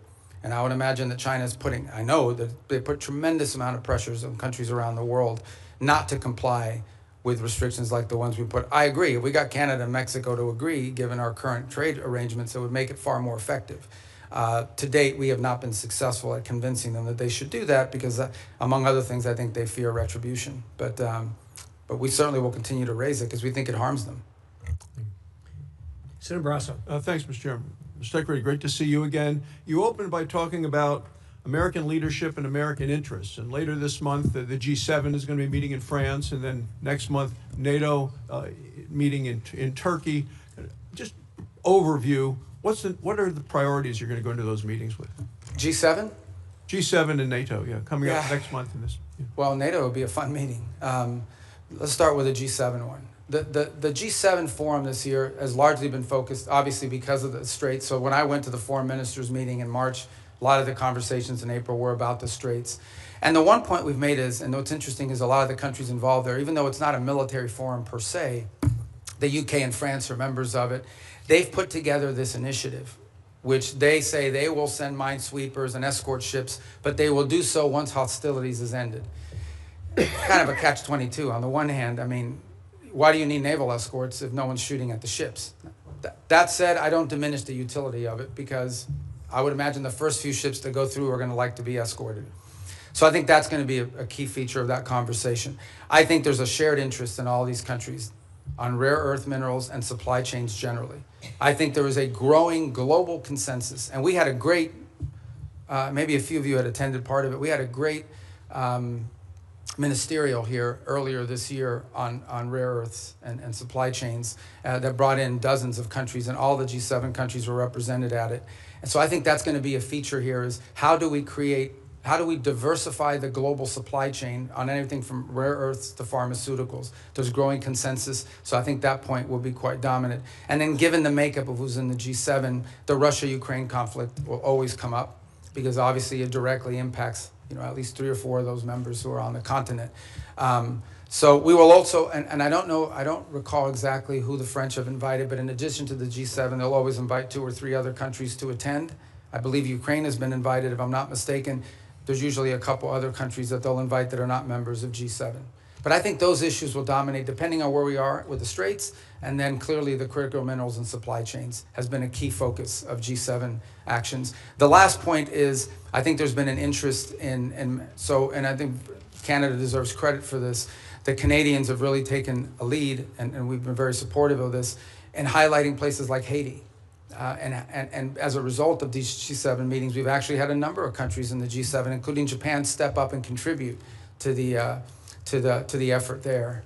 And the reason I mentioned NATO, there's an article in The Hill, and Mr. Chairman, I ask unanimous consent that we put this in the record. It says Sweden is now America's most valuable tech ally. You're talking about working together with other countries. It goes on to say, this was just last week, Sweden joined NATO. They've now signed the bilateral defense cooperation agreement. They said in March, Sweden became the first European Union member state to sign the Pax Silica Declaration, Washington's flagship initiative to secure global AI and semiconductor supply chains, and now the technology prosperity deal. I want to know how you've accomplished so much, and is this a model for U.S. relationships going forward with NATO? Yeah, the interesting thing about Sweden is because they, and Finland to the equal extent, is because they were not members of NATO for many, many years, they had a self-sufficiency in their defenses. And so now that they've joined, they've actually added to the equation. I'm not here to beat up on any specific country, but generally speaking, the countries you added to NATO were countries that needed from NATO. Sweden and Finland have actually contributed because they brought their own defense industry, their own advanced technologies. So they've been a great partner. They've been an extraordinary partner. We were just there because we had the NATO foreign ministers meeting in Sweden, and it was phenomenal. And I think that Sweden is a great ally and a country that we're continuing to find a lot of synergy and cooperation with especially on the field of technology, but also on defense. I mean, they have their own defense industrial base, which is an impressive defense industrial base. I wish every country in NATO had what they have, but I understand why Sweden has it. In a number of travels that a number of members have done in bipartisan ways, we found out as we go around Europe that most countries will say they've been too dependent on the United States for military, too dependent on Russia for energy, and too dependent on China for materials. This administration has really made these nations step up to do what they need to do in terms of putting the money forward in defense. So I want to know what the next concrete steps we can do in terms of making some of the pledges of moving from 2% to 5%, making sure that they deploy the military capabilities. Yeah, well, I mean, look, some countries are on track to do that, others are not. Let me just speak about it in general terms. There's a real challenge. On the one hand, they've made these pledges that they're going to increase their defense spending and their defense capability. It actually has to be on defense. That's the first thing. You can't say that pensions for former soldiers and sailors is part of your 5% or your 3.5. I mean, that can't happen. But the bigger challenge that much of Europe faces, many countries in NATO faces, their economies are not growing, and in order to spend more money on defense, they're going to either have to raise taxes or cut social programs. And part of the reality of NATO, whether we like to hear it or not, is that many of the countries in Europe were able to build these very robust social safety nets because they didn't have to spend it on defense, because NATO and the United States were providing it for it. So they're going to have to deal with that reality. The second point is, and this is not an anti-NATO statement, but it is the reality. The United States has global obligations. At the same time as I'm in NATO, I have to speak to the Indo-Pacific countries who are also worried about what's our force posture they're going to be. We obviously are involved in the Middle East. We have counterterrorism issues with regards to Africa. We have growing mill-to-mill cooperation in our own Western Hemisphere, especially taking on these transnational terrorist organizations and the like. So we don't have like unlimited military resources, even though we have a very large budget. They're not unlimited. And so we have to be able to allocate our resources and our personnel in ways that make sense, and it has to come at the expense of something. And so I think that's the reality that we have shared with our NATO partners from the very beginning of this administration, and have been consulting every step along the way. But these countries will have to step up. They, at a minimum, have to be able to conventionally defend their own sovereign national territory for the most part. Okay. Thank you, Mr. Chairman. Senator Van Hollen, you're next. Chairman, and welcome, Mr. Secretary. This is your first public hearing since President Trump and Israeli Prime Minister Netanyahu launched an illegal war against Iran. Netanyahu said he's been waiting 40 years to do this. Turns out he finally found a president who was both stupid and reckless enough to join him. The war has killed 14 American service members, wounded hundreds more, and killed thousands of civilians. It's driving up the price of gas, food, and much more. Trump obviously doesn't care. He called high gas prices peanuts and said, "I don't think about Americans' financial situation." That's from the President of the United States. And all for what? The President told us 91 days ago that we had, quote, won the war in Iran. Last year, he told the country Iran's key enrichment facilities have been completely and totally obliterated. Was that false? Let's face it, Mr. Secretary, the Trump foreign policy has become a dumpster fire. This is the same president who's more interested in flattering Vladimir Putin than in protecting Ukrainian sovereignty. The president who lifted restrictions on the transfer of sophisticated U.S. chips to China, but came back from his trip there with nothing but ballroom envy. He tweeted about that the other day. This is the president who brought on Elon Musk to take a chainsaw to AID, which has enabled the current Ebola outbreak in the DRC. We've also witnessed corrupt crypto deals with the UAE royal family that have enriched the Trump family at the expense of our national security. We've seen an administration engage in extrajudicial killings in the Caribbean, hijack Venezuelan oil, threaten to invade Greenland, and weaken the NATO alliance. Here at home, a Reagan-appointed judge said that you and former Secretary Noem abused your powers when you locked up and still seek to deport students for protesting the destruction of Gaza. The Reagan-appointed judge said you did that, quote, primarily on account of their First Amendment-protected political speech. Speaking of Gaza, the so-called Board of Peace seems to have run around. Meanwhile, while Senator Rubio once proclaimed that the U.S. must, quote, work to ensure that refugees who flee war, torture, and persecution are provided safe environments to live and thrive in. Now, as Secretary of State in this administration, you have capped refugees at a record low of 17,500, and white South Africans, Afrikaners, have comprised roughly 99% of those slots, Mr. Secretary. A race-based refugee system. At the same time, the president's preventing Cuban political refugees from entering the United States, even as you've imposed a near oil blockade on that repressive regime. The stated goal is to change the government there, but the only real change is humanitarian crisis inflicted on millions of people, not members of the regime.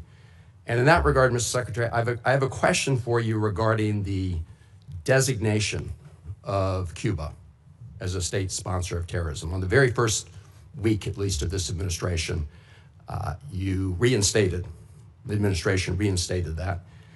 And in a recent January 26 EO, you made statements suggesting connections to Hezbollah and Hamas. The previous administration did a thorough review with the intelligence community and concluded that there was no evidence that Cuba was engaged in ongoing state sponsor of terrorism. Did you find new evidence to support that conclusion?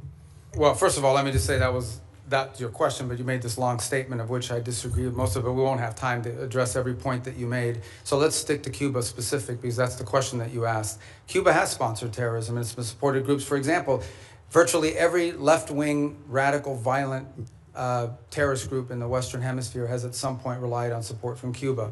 The ELN, the FARC dissidents, including them, have been involved there. We also know, for example, that Cuba continues to host a pretty substantial collection intelligence sites on behalf of the Chinese and the Russians. But you look at the region and you look at all of these leftist Marxist terrorist organizations, all of them, in many cases, Mr. got their Secretary, seed money if I from the can move on. Cubans. I noticed you did not answer my question, because my question specifically related to whether there was new evidence to support that conclusion. I can just tell you. Why would I need new evidence?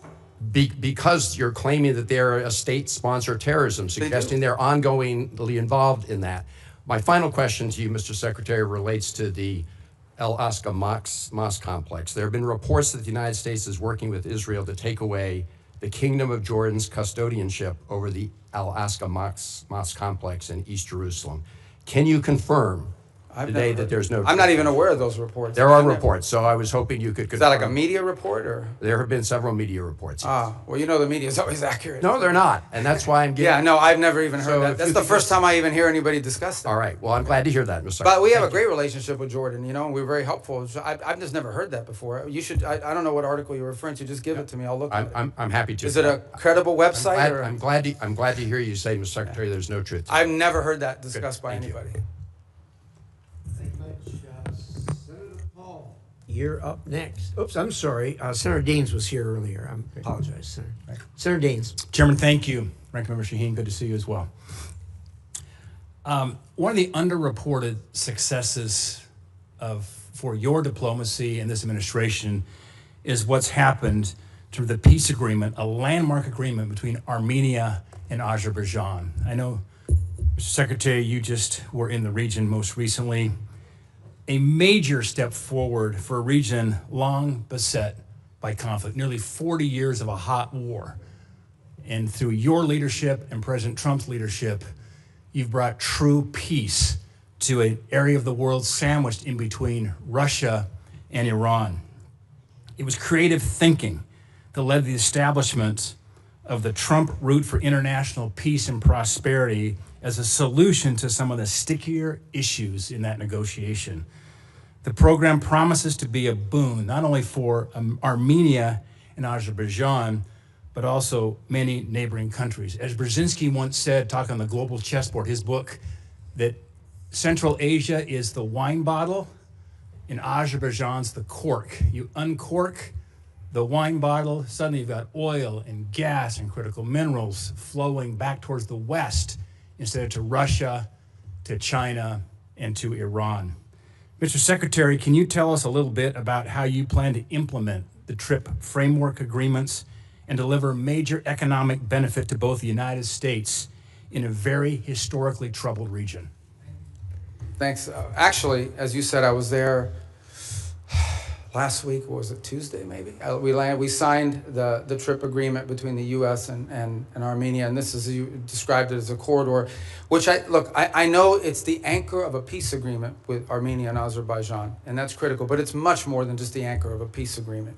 It really has the opportunity to revolutionize Armenia's strategic location and become a central hub for trade in the region. It solves the issue of access that Azerbaijan cared about, and it was an irritant in their relationship, but it does much more than that. It has the ability to transform the Armenian economy in a very powerful way. Here's the other thing that it's done. You know, for a long period of time, our relations with Armenia were quite stagnant, and in many cases, I would argue, almost non-existent. It has also reinvigorated that relationship between our two countries and allow us to explore opportunities in all sorts of other fields. So we're involved in that very heavily now. We literally just signed the agreement, and it will allow us to drive and hopefully incentivize U.S. private sector investment in this corridor to the benefit of American companies and American interests, but also to the benefit of Armenia, Azerbaijan, and other regional countries. I would also argue, by the way, and just to point out, and I don't mean this again, I think this is pretty well understood in the open source reporting, the Russians are less than happy about our engagement there.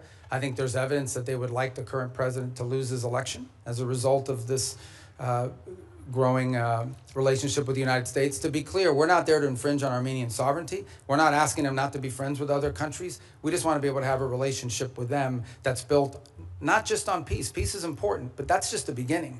It's the economic opportunities that it provides. There are American companies and American workers that will benefit from it, but the Armenian people will be the ultimate beneficiaries of this corridor opening. Just remarkable, and we were there together, in fact, last August at the White House when President Aliyev of Azerbaijan, Prime Minister Pashinyan of Armenia came to sign that agreement with President Trump's leadership. To think a Shiite Muslim country, Azerbaijan, and Armenia, one of the oldest Christian countries in the world, came together to sign a peace agreement was truly a breakthrough. And so it's an underreported story, in my opinion, Mr. Secretary. I think we need to get the story out. This is a critical geopolitical problem that has been definitely remedied by the leadership of this administration. Yeah, I mean, the key, Senator Daines, is going to be execution. Like, you can sign an agreement, you can have the things in place. We now have to make sure we are focused on driving it and ensuring that to the extent American companies can contribute to the infrastructure, to the railway, to the highway, to everything that needs to happen in order for that corridor to open, and then the spin-off effect of it as well.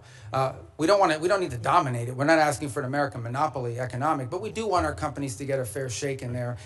And by the way, partnering with Armenian companies in many cases, so it becomes mutually beneficial. Secretary, before my time runs out, I want to bring up one very important final point. As you well know, I've been spending a lot of time over the past few years working with our friends in Central Asia, across the Caspian there, with the 5 Central Asian countries. Things are progressing well thanks to your engagement and encouragement and President Trump's. And we're seeing a lot of fruit from last year's C5+1 summit that was right here in Washington.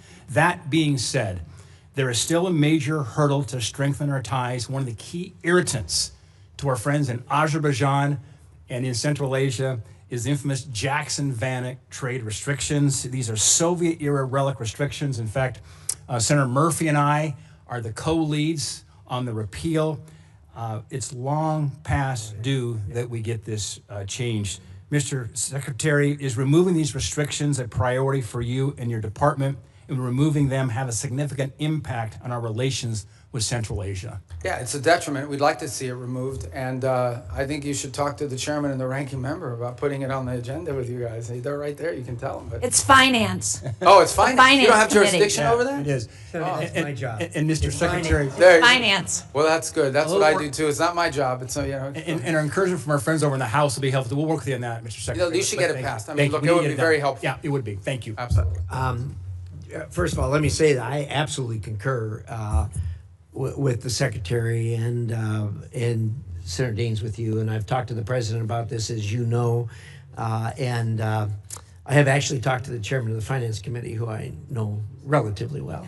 And we actually have a plan for going forward. And you and I are going to meet on that here very quickly. I'm glad I have friends in high places, Mr. Chairman. Thank you. But no, you're absolutely right on that.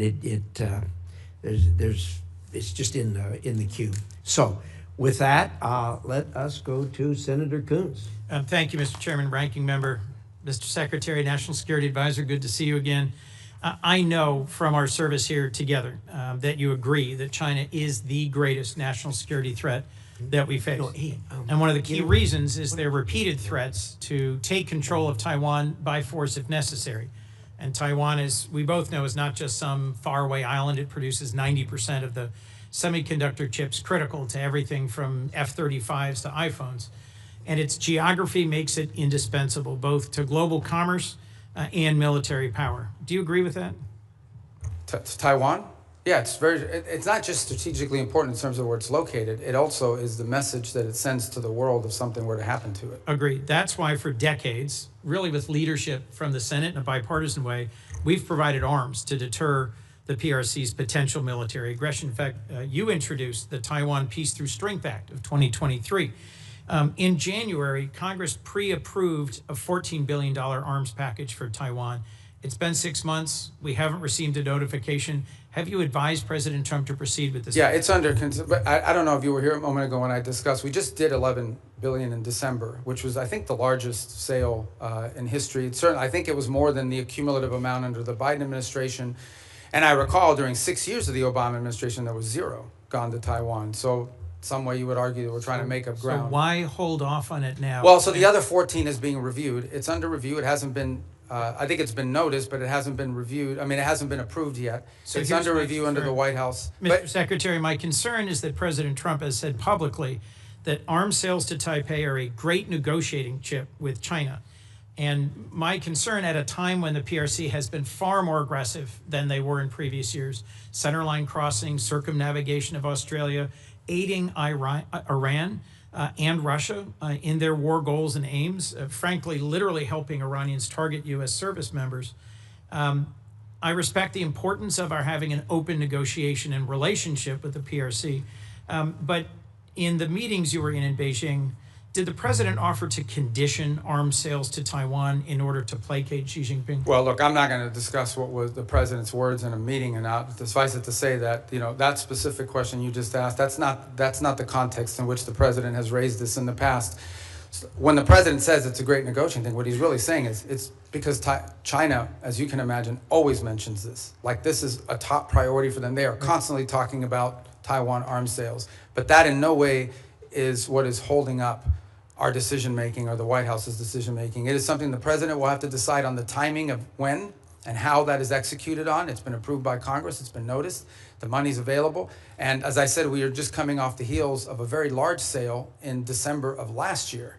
So there are a variety of reasons why these things don't happen immediately. Well, I'll just assert, Mr. Secretary, that there is more reason than ever for the administration with congressional support to continue providing robust military capacity to Taiwan, given that the PRC is more and more regionally aggressive. You also introduced and passed legislation in 23 prohibiting any president from unilaterally withdrawing from NATO. I assume this was because you recognize that our alliances are a key advantage against Russia, against China, against other adversaries. Do you still consider Article 5 an unconditional commitment?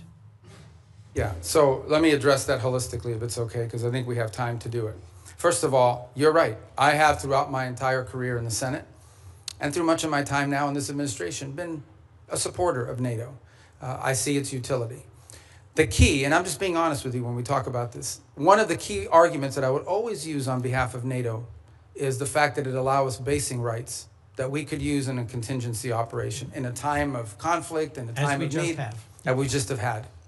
So when you have countries in this alliance, because understand at the end of the day, we are providing basically the defense backbone of an entire continent of rich countries. These are not poor countries. These are rich countries. And the utility of NATO for us is that it provides these basing rights. Now we are living in a world in which some of these countries, I point to Spain as an example, openly brag about how they've denied us the use of these bases. And so if the core rationale for us being in NATO, if what we get out of NATO is the ability to use bases, and then we have members of that alliance that are basically denying the use of those bases in a contingency, it calls them to question the entire thing. Forgive me, I have one more question I want to make sure we get to. Is it not true that some of the challenges in our NATO relations have only come after President Trump threatened to seize territory from a trusted and reliable and No, I don't think contributing that's partner. fair. Yeah, I don't think that's fair. I think he publicly said both. I know, that but I don't he would use think- tariffs to coerce Denmark into giving up Greenland. Yeah, but just to tell you, look, if you go back and study the history of it, NATO tensions and debates within U.S. or whether we should be in NATO, in the 1970s, it was the reverse. It was the administration trying to stay in NATO and Congress trying to get us out. Yes. I happened to see a speech, they were playing it after he passed away on C-SPAN, Jesse Jackson at the 1988 Democratic Convention calling for the United States to get out of NATO. I So was these there. debates over NATO, you were at As that? was Joe Biden. Oh. Joe Biden didn't support that position then, and I don't support that position now. But Let my me move point to is the that last these debates question, about Mr. NATO have been Secretary. ongoing for a long time.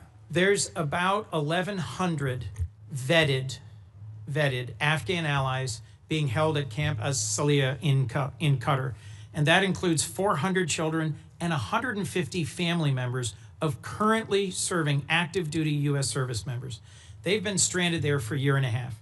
And there is talk of sending them either back to Afghanistan into the waiting arms of the Taliban or into war-torn and now Ebola-infected countries like the DRC.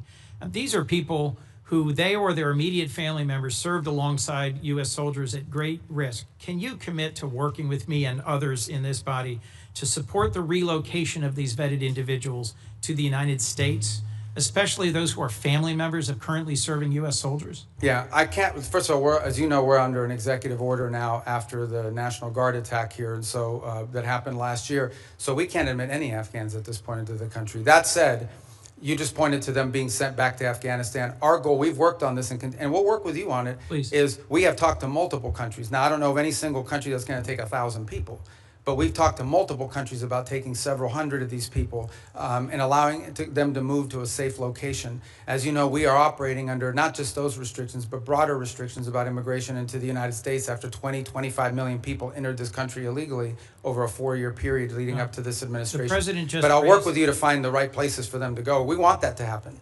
The president just raised the refugee cap exclusively to allow Afrikaners into our country.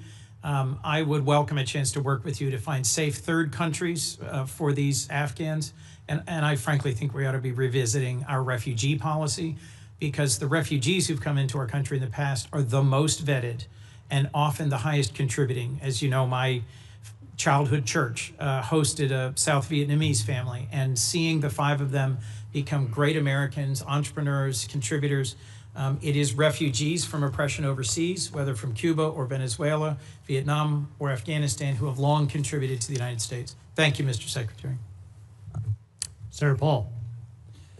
I'd like to revisit for a moment the boats that were blowing up in the Caribbean and the Pacific that referred to as drug boats. I think it's interesting that the 3 secret criteria we're using to blow up the boats doesn't include whether they have drugs on board. I would like to add that the statistics from the Coast Guard also say that when we interdict alleged drug boats in the historic way, the way we've always done it, about 1 in 4 don't have drugs. We make mistakes. We see something suspicious about the boat, we stop them, and they don't have drugs on board. I would also like to add that drugs is not a criteria for blowing up the boats that are called drug boats, but neither is arms. So in order to blow them up, we don't have to say that they're armed or have drugs, and I think a lot of people would have questions, which I still do. I am glad to hear today, though, that the administration and the negotiations are willing to trade sanctions relief for removal of enriched uranium. I've said for a long time and argued for a long time that sanctions in and of themselves rarely, if ever, are of any value. I've yet to see any Chinese behavior that's changed because of sanctions. I've yet to see any Russian behavior change because of sanctions. I've really yet to see any Iranian behavior change because of sanctions. However, sanctions do have some leverage and ability to exact change if you remove them. So the removal of sanctions might actually have some hope. So I support the administration in this. Now, there are many Republican critics who have been vocal on the airways recently saying, oh no, we can never negotiate with them. These are terrible people.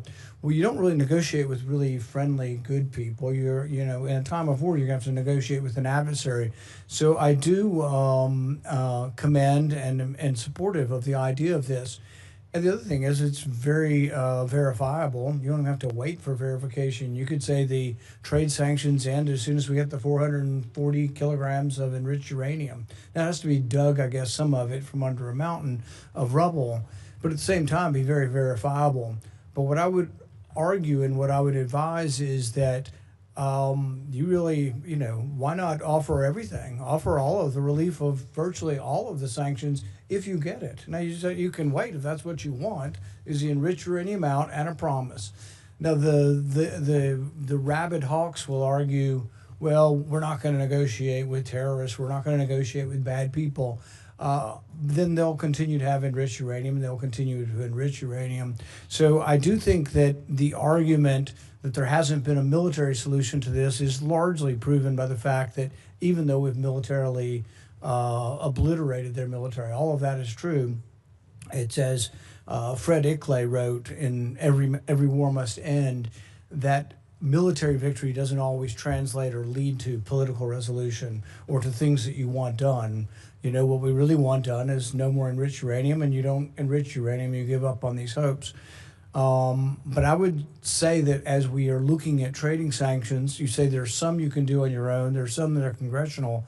I would be bringing in the leaders in the Congress who can give up on these sanctions and hopefully try to get their voice saying yes, if they will give up. Because if you give up a few piddling ones that that won't change things, that the White House has the ability to do, and you still have all these congressional sanctions. If you're on the other side of that equation, you might say, we're not giving up the one thing we think is leverage, the enriched uranium, for maybe a little bit of sanctions relief. So I would say really go all in on it, because it would be verifiable. You don't have to wait and prove it. You would have to prove in the future whether they're enriching. But I think that is a good step forward. But it's also important for people to have a discussion of what diplomacy is, and that diplomacy doesn't always have a bad name. And frankly, I'm glad to hear that the administration is negotiating, and I wish you luck. And I'd love to hear your response in general. Well, first of all, the president's made clear the priorities. Iran can never have a nuclear weapon. And what do they need to have a nuclear weapon? They need a couple things. They need the ability to enrich. That has been substantially destroyed, but could always be rebuilt over time. And the second is the ability, and highly enriched uranium, it's 60%, that could quickly be enriched to 90% weapons grade. The second point you make is about sanctions. So that's the goal here. And the sanctions, first of all, there's a combination of sanctions. There's sanctions that block direct sort of activities that generate revenue. And that's problematic beyond the nuclear program, because they also use this revenue to fund to sponsor terrorism like Hezbollah and others around the region. And then there's the frozen assets, which are related to sanctions, but these are Iranian assets that have been frozen that they don't have access to. So what I would argue, and again, I don't want to get ahead of myself because we're not engaged in this conversation with them yet, but if you get into a situation in which the reason why there are sanctions are because the nuclear program, and so if they comply with what we're demanding on the nuclear side of it, zero enrichment, get rid of the enriched uranium, they're complying with these things, then I think that's the place where the frozen assets could be discussed. The more they give, the more they would get. I think ultimately we will still face other challenges related to Iran separate from the nuclear program, like what they use their money on, which is to sponsor Hezbollah and to sponsor Hamas and to sponsor terrorism around the world. But on the nuclear question, which was the president's been focused on now, no nuclear weapon program, the sanctions that are directly related to the nuclear program, the more they give, theoretically, the more they should be willing to get. What they're not going to get it as a down payment. They're not going to get it as a signing bonus. And I would also point out that negotiations on nuclear matters are highly complex, highly technical. And so it will take some time to work through that, as is sanctions, by the way, highly technical, and in many cases multifaceted. There are UN sanctions, there are US sanctions, there are US congressional sanctions. So there's a lot to unravel there. Is benefit from the idea of trading sanctions relief for activity. And if you don't ever trade them, if you just have them on the book, then I think they're of little value in changing behavior. Thank you. Senator Booker. Thank you very much.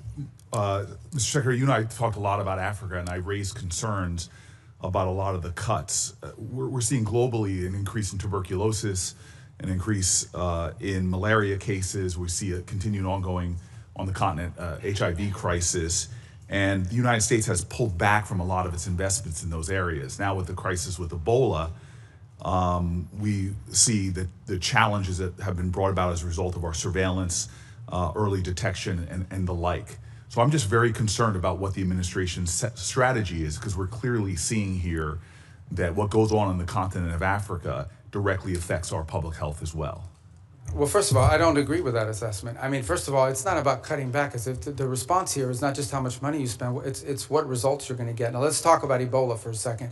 Ebola, the outbreak in Ebola was in a war-torn, isolated rural area in the DRC. That's where that began. Since that time, our response has been very quick, very rapid. Well, so you're saying you did not cut early detection, Piers. I'm not talking I'm saying that whatever you're pointing to as the cut is not the reason why there was an Ebola outbreak. I'm not connecting the two. I'm simply saying. Well, you are connecting them. You said that our cuts. Senator Rubio, I'm not trying to get in an argument with you. I would really like to actually have my questions answered. So very quickly, we cut early detection when it comes to infectious diseases on the continent.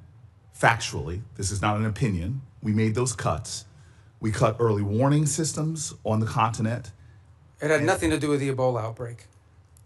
So I don't need to tell you, Secretary Rubio, that we're living in a place where an infectious disease crisis anywhere is a threat to public health everywhere. The United States has made major reductions in these areas that have put us more at risk. If you're talking about this clearly Ebola crisis, there's other things and other cuts we've made, and you see it factually. Even our own State Department personnel that I've talked to are saying we're less prepared for a global outbreak than we were before.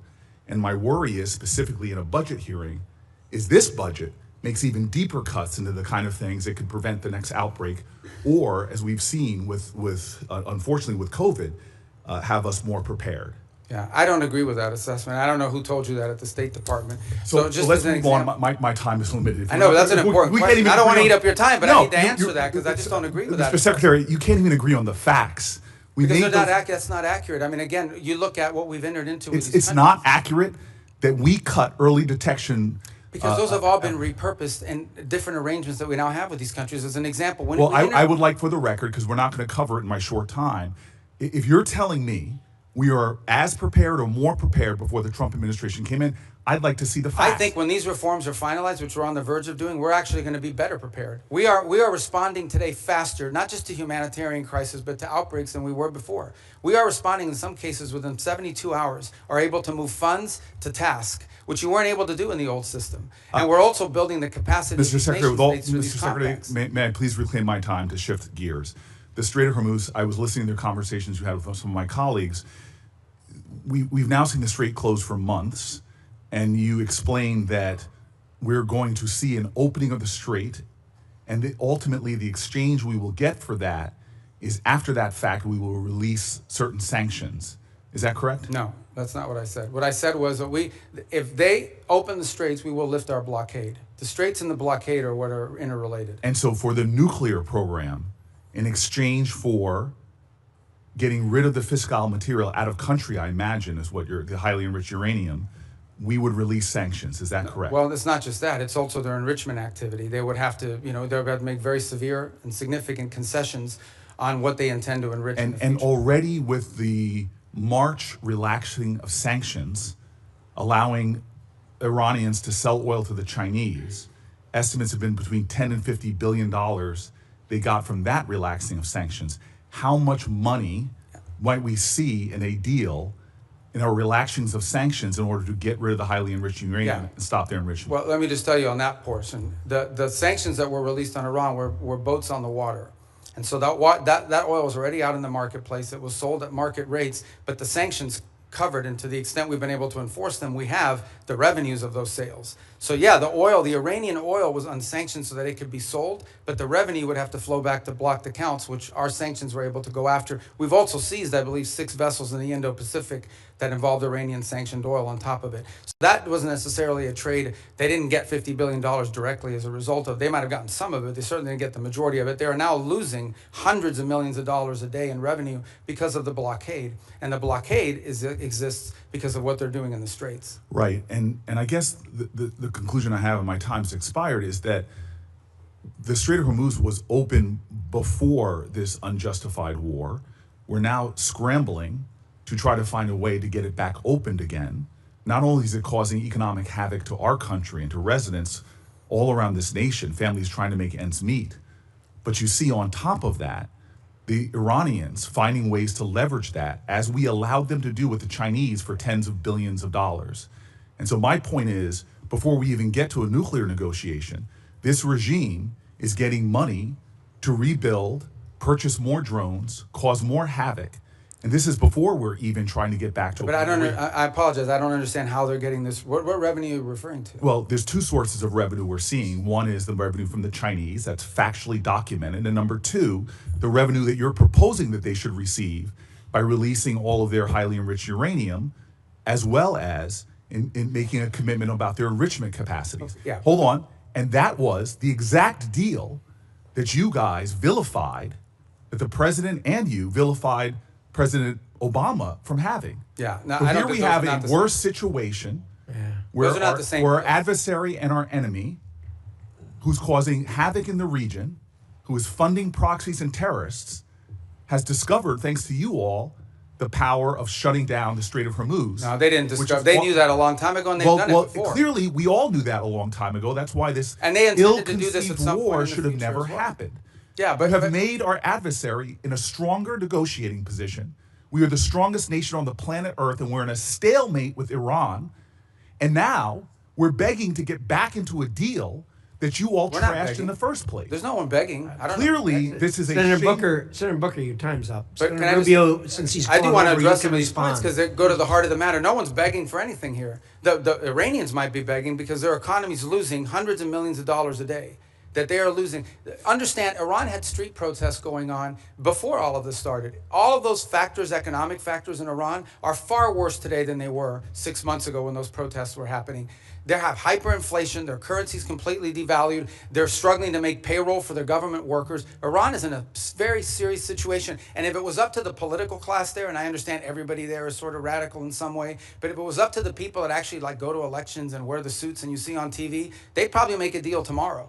It's the issue they're facing is that the supreme leader and the IRGC Corps are a little bit more immune from those pressures until they can be convinced otherwise. And I think that's the direction that they're moving in, because the reality, I don't know where you're getting this perception that Iran is stronger. Iran has no navy left. They've lost a substantial percentage of their defense industrial base. That Iran has lost a substantial percentage of their missile launchers, and their economy is far worse today, and I mean far worse today, than it was 6 to 9 months ago. And they are looking at hundreds of billions of dollars of reconstruction costs just to get to where they were 6 months Mr. Rubio, you keep telling us how we're winning this war. The president keeps saying, Well, the war's over completely now. annihilated. The war is not over.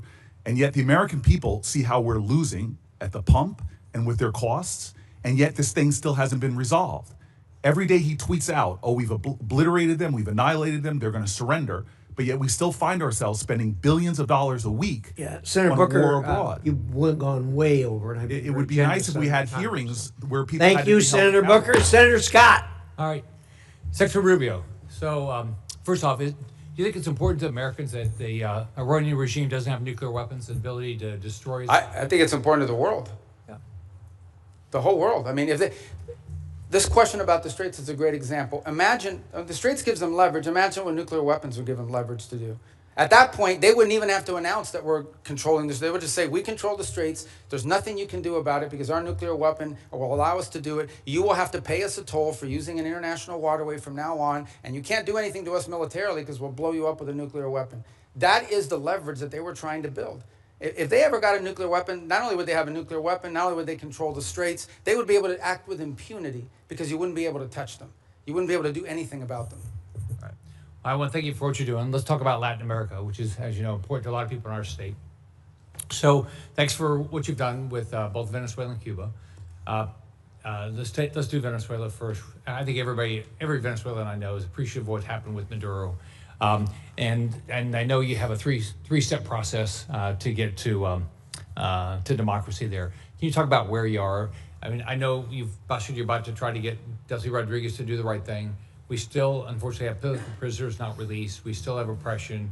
So can you just talk about the process you're going through? Well, first of all, I remind everybody, what's today, the 2nd?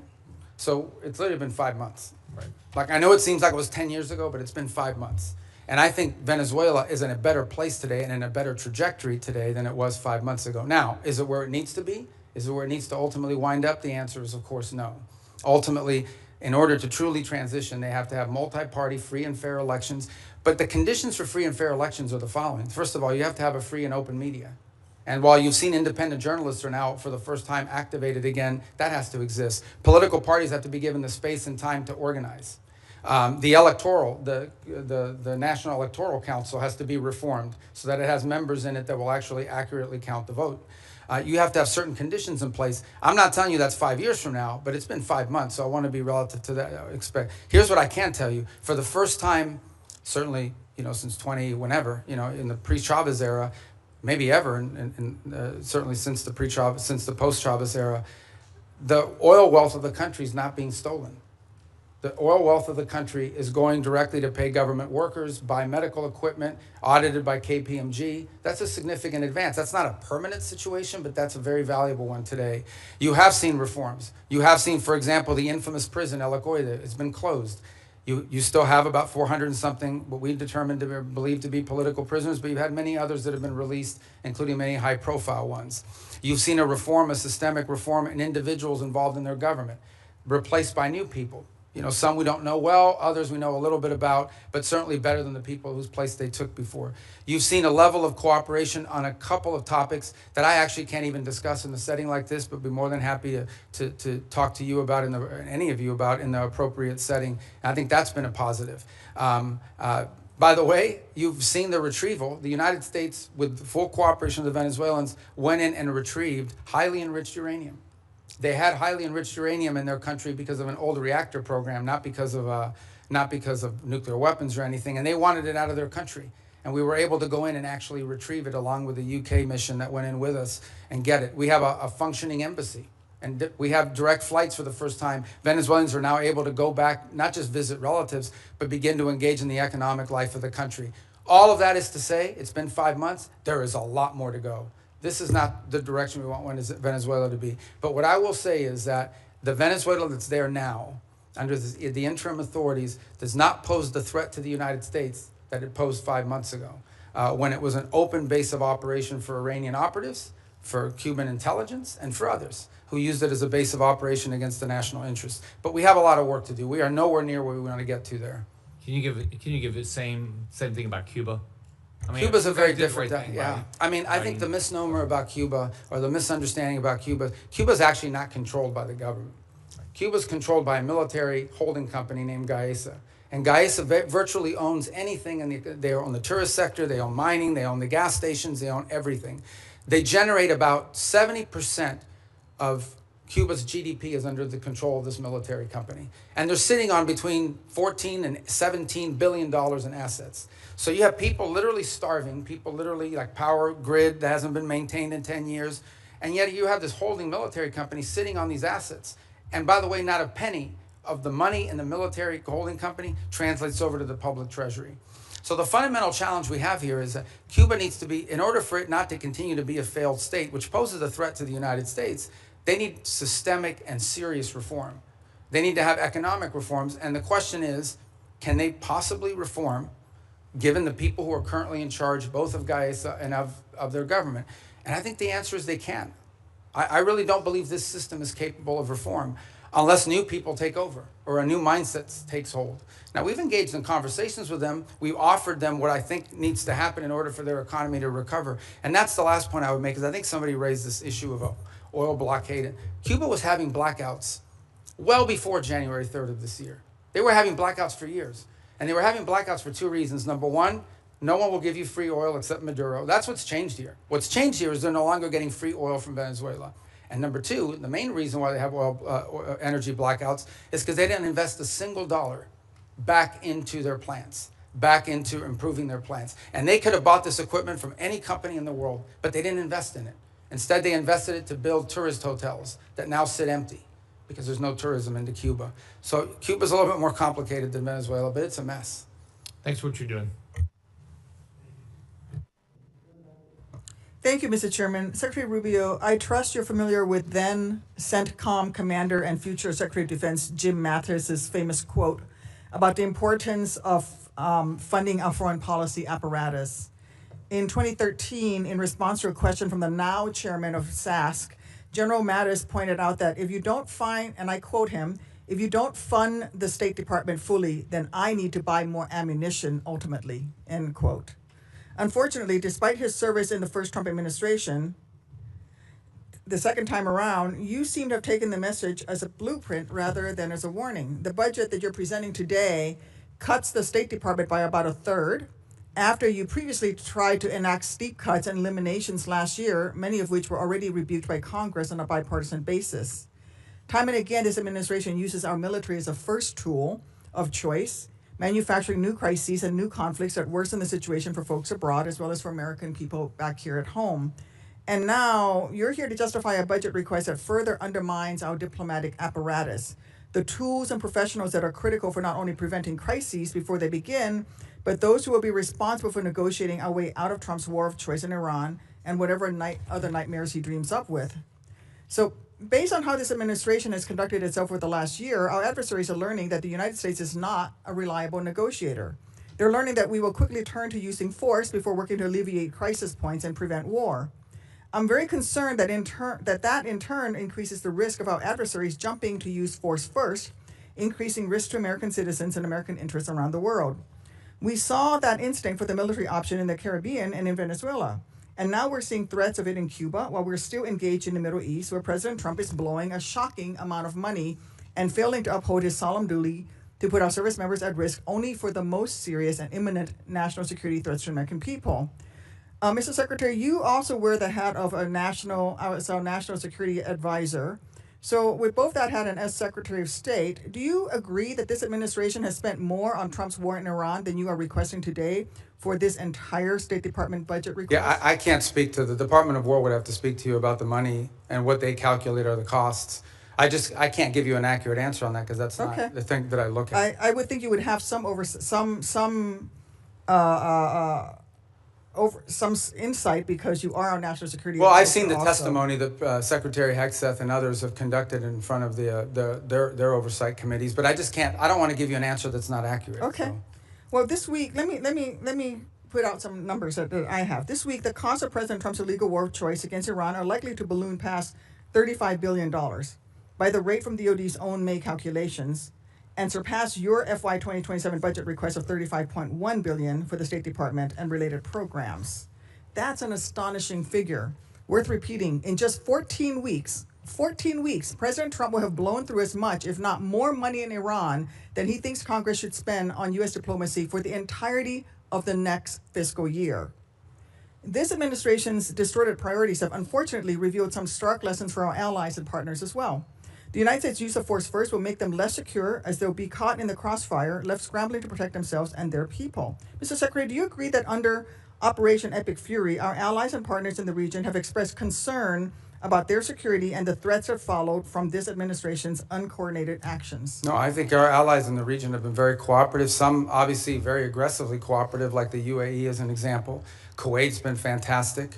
Obviously, no country likes to have their oil and their energy infrastructure hit, but I think it's a reminder to them of the threat that Iran poses. And the one lesson when this is all said and done is it's reminded them of, despite all the friendly talk that you've seen in the past, how dangerous Iran is to their own interests, how the billions of dollars Iran has spent, despite sanctions. Iran found the money to build drones and rockets. Okay. And luckily, we've taken a lot of them out, but they still have some, and they still have the ability to launch My question is about our allies in the region expressing concerns, because, you see, public reporting in early May revealed that Saudi Arabia denied U.S. basing and overflight related to Trump's ill-conceived plan to escort ships through the Straits of Hormuz, and they're still not supportive of this risky tanker escort plan. And the Strait is still worse off today than it was before Trump initiated this war. And that doesn't even touch on the wider global lessons being learned by our allies and partners. Yeah, we don't face any from the Shangri-La dialogue, where I heard from folks across the Indo-Pacific and especially in Southeast Asia who are being hit hard by the same rising energy costs that are devastating American communities. And frankly, this administration insists on using military force as a first resort instead of a last resort, no matter the deadly cost of self-defeating impacts. Your budget request here would sadly perpetuate that trend and undermine the roles and responsibilities that you should be fulfilling as Secretary of State. Thank you, Mr. Chairman. I yield back. Okay, I didn't get to answer any of that. I didn't ask you a question. Well, she didn't answer the question. She doesn't want me to answer? Can I answer anyway? You may. Okay. Well, but she made a bunch of points. I get to answer them, right?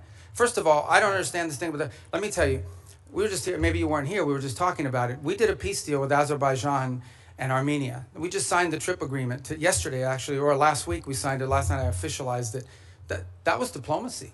That's great, but the Trump administration is still blowing through more money in 14 weeks do I get to talk to than this entire budget that you're requesting.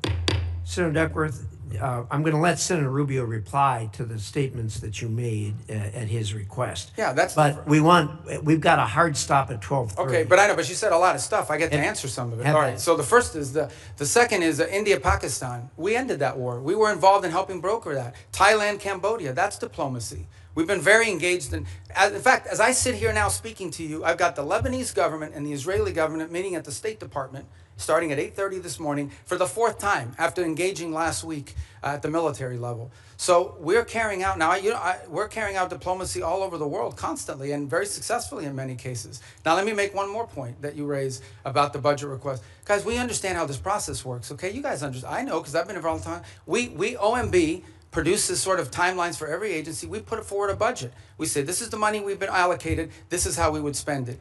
There is a congressional process, which I'm sure you're aware of. And in my time here, 16 years that I was here, I don't ever recall us once ever taking the president's budget and passing it into law. I'm not walking away from the budget. We can make it work if that's the budget you give us. But I have a sense, I have a suspicion, right, Senator Schatz, that we're going to have to work with you guys, that we're going to have to, well, you know, that we're going to have to work with you guys on a budget request that meets your priorities and ours. That's how it works. You guys are the appropriators. We have to work within we will tell you what we care about. We will tell you how we're going to spend the money. But ultimately, you will provide us a spending bill, and we will work through those parameters. But we have given you what we can live with. We can make it work. But if you wanted, you know, if you're obviously going to have changes here in the Congress. But this stuff about diplomacy and the money spent on the war, diplomacy's always cost less money. We don't buy missiles. We don't buy rockets. We don't buy large airplanes and aircraft carriers. But we've been very effective. And I can give you list after list of places where we have had an impact in either de-escalating crisis before it started or ending active wars. And I'm very proud of the work that we've done in that regard, some of which haven't even been publicly discussed in some cases because they weren't high profile. And my last point, we remain heavily engaged in areas that maybe not at the core of our national interests, but nonetheless are related to our national interests. You think about Sudan for a moment and the Quad. This has been a very frustrating situation to put together, but we helped convene a donor conference that got pledges for when that is resolved. We've put a lot of time and energy in a situation that right now, unfortunately, has turned into a proxy in the Middle East because of the UAE and the Saudis on opposite sides of it. In Libya, where our work in Libya now it's still divided, but they, for the first time ever, have a joint budget. For the first time ever, are cooperating on energy deals that are going to be beneficial to the people of Libya. So I just don't think it's fair to say we're not actively involved in diplomacy on last year's budget and spending, because we are, and we have been, and to great success. Thank you. Senator Curtis. Thank you, Mr. Chairman. Clock setter, thank you for resetting the clock. Mr. Secretary, thank you for being here. And I'm always truly impressed with your ability to navigate around the globe so articulately and explain the positions. Like you previously, I chair the Western Hemisphere Subcommittee. One of the focuses that I've had is on Taiwan and Taiwan's relationship in the Western Hemisphere. We actually had our first subcommittee hearing on Taiwan's allies in the Western Hemisphere. And as you well know, Honduras switched diplomatic recognition away from Taiwan in 2023 in exchange for a lot of promises from China. No surprise, those promises have not been fulfilled. And the current president, during his campaign, talked about returning back to Taiwan and restoring that relationship with Taiwan. In your budget, you have $245 million for the Countering PRC Influence Fund. And I'd like to note Senator Van Hollen and I have a bill that would actually carve off a portion of that specifically for Taiwan and countering the PRC influence there. So I guess my question is, what can the U.S. do potentially with that fund, Countering PRC Influence Fund, for Taiwan, particularly as it relates to Honduras, kickstarting that relationship, developing joint set of economic priorities for Taiwan in the Western Hemisphere, anything else we can use that fund for? Yeah, well, first of all, the reason why these countries switched recognition primarily was because, you know, the Chinese would go in and they would say, if you switch recognition, we are going to provide you this loan, this, and in some cases worse than loans. Maybe there was even cases of bribery and things of this nature, but we're going to provide you, you know, a free this and a free that. We're going to build an auditorium for you. We're going to build a bridge. We're going to build a port. And they haven't kept many of those promises. So I think the first thing is to just point to the fact that... Bait and switch. Yeah, in many cases, these things are not provided. The other angle of it is if it's loans, they create these debt traps, which is an argument we make all over the world, but particularly in the hemisphere. But the broader goal of this fund is not just simply Taiwan related, although that's the reason why that's an action they took as a result of this leverage that was established on them. But more broader, in many cases, these countries are trying to develop their telecommunications system. They're trying to build roads. They're trying to develop whatever it may be. And frankly, the only companies that show up are the Chinese companies. And they show up with lower cost, a financing mechanism, et cetera, et cetera. Now, there's a track record of not completing these projects. There's a track record of flooding the country with Chinese workers that come and do the work. So I think part of this fund is designed to create alternatives to that, to give these countries alternatives to the Chinese or other foreign malign influence that might be occurring in their country. Part of that is attracting U.S. commercial ventures to do it, but part of it is providing the resources so these countries can go out and do this without being subject to or vulnerable to this sort of leverage tactic that's used against them. Thank you. Let me switch to China for just a minute. Your budget notes the merging of the Foreign Service Institute, where a lot of the state language training takes place, with the Human Resource Bureau, and I'm hoping that can improve the language capacity. But here in the Senate, I've picked up the Uyghur Policy Act, which you led when you were here.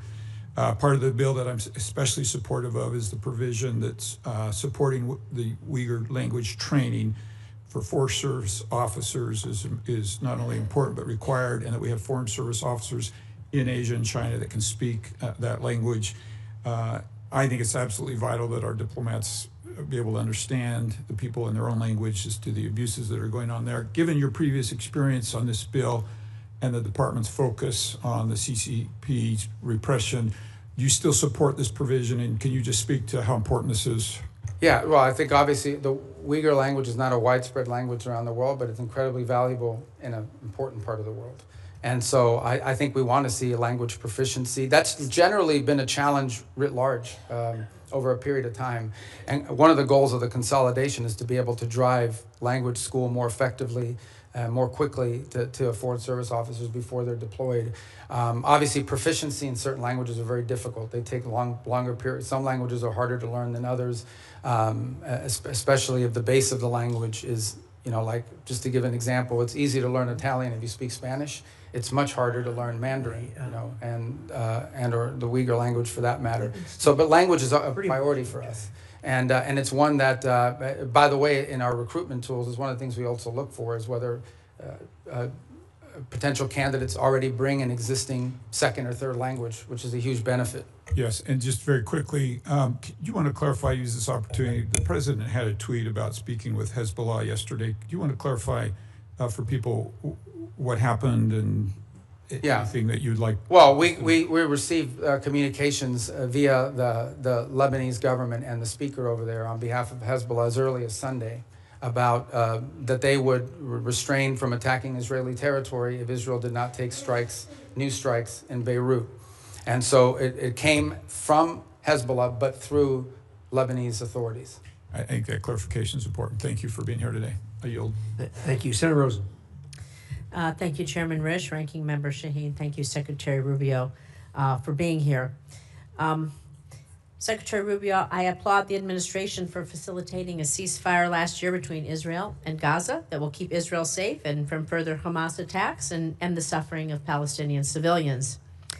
But I have serious questions about transparency, about the funding for the so-called Board of Peace in light of recent reporting that suggests donor funds have been deposited into a private J.P. Morgan account with no independent transparency mechanisms in place. As a member of the Board of Peace, Executive Board, and Secretary of State, you should be in a position to provide us with some answers. And you, as a former senator, know our role here, trying to get answers. And my team's been asking for a contact with the Board of Peace for several months just to do our due diligence, but we've received no response. Can you tell me exactly who my team should be reaching out to, please? Well, I can now because the Board of Peace has finally hired some staff. It's going to be a very lean operation. They're working out of the Institute of Peace Building. So for some period of time, they really were not. It was just a very lean operation. So do you have a name for my? I do. I just don't have it on me, but I will get that That's to fine. you. We will- But they've. I think they just hired staff like in the last two weeks. We will follow up with you. Thank you. I have a few other questions. Can you tell me how much money is in the World Bank administered Board of Peace Fund? Do you have a? Don't have the answer because there's not U.S. dollars that have flowed. These are donor funds. So can you tell me how much money is in the J.P. Morgan account? Yeah, but again, those are not U.S. government accounts. Those are Who has oversight? Well, that's the key here. That ultimately the oversight over the funds of the Board of Peace will be done, and especially when it comes to U.S. dollars, will be done by you in Congress. We have not committed those funds there yet, although we've made a pledge until they've stood up the Board of Peace administratively. Congress will have oversight ability. Well, on the U.S. dollars. Of the U.S. dollars. Can the money in the J.P. Morgan account be used to compensate the president or his family or anyone directly? No one's talking about the doing president?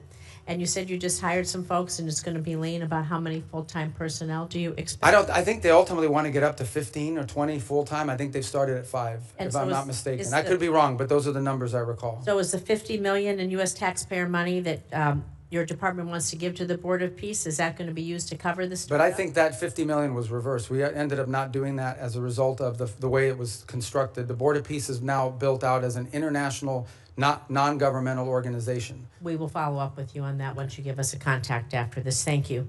So Secretary Rubio, during your confirmation and budget hearings last year, you committed to me you would support women and girls programming at the State Department. But under your leadership, you've terminated dozens of awards supporting women and girls. You shuttered the Office of Global Women's Issues, GWE. You fired the entire staff. You said repeatedly that regional bureaus will now be responsible for programs to support women and girls, but my staff has asked every single regional bureau if they have a plan to do this, and not a single bureau can provide me with an answer.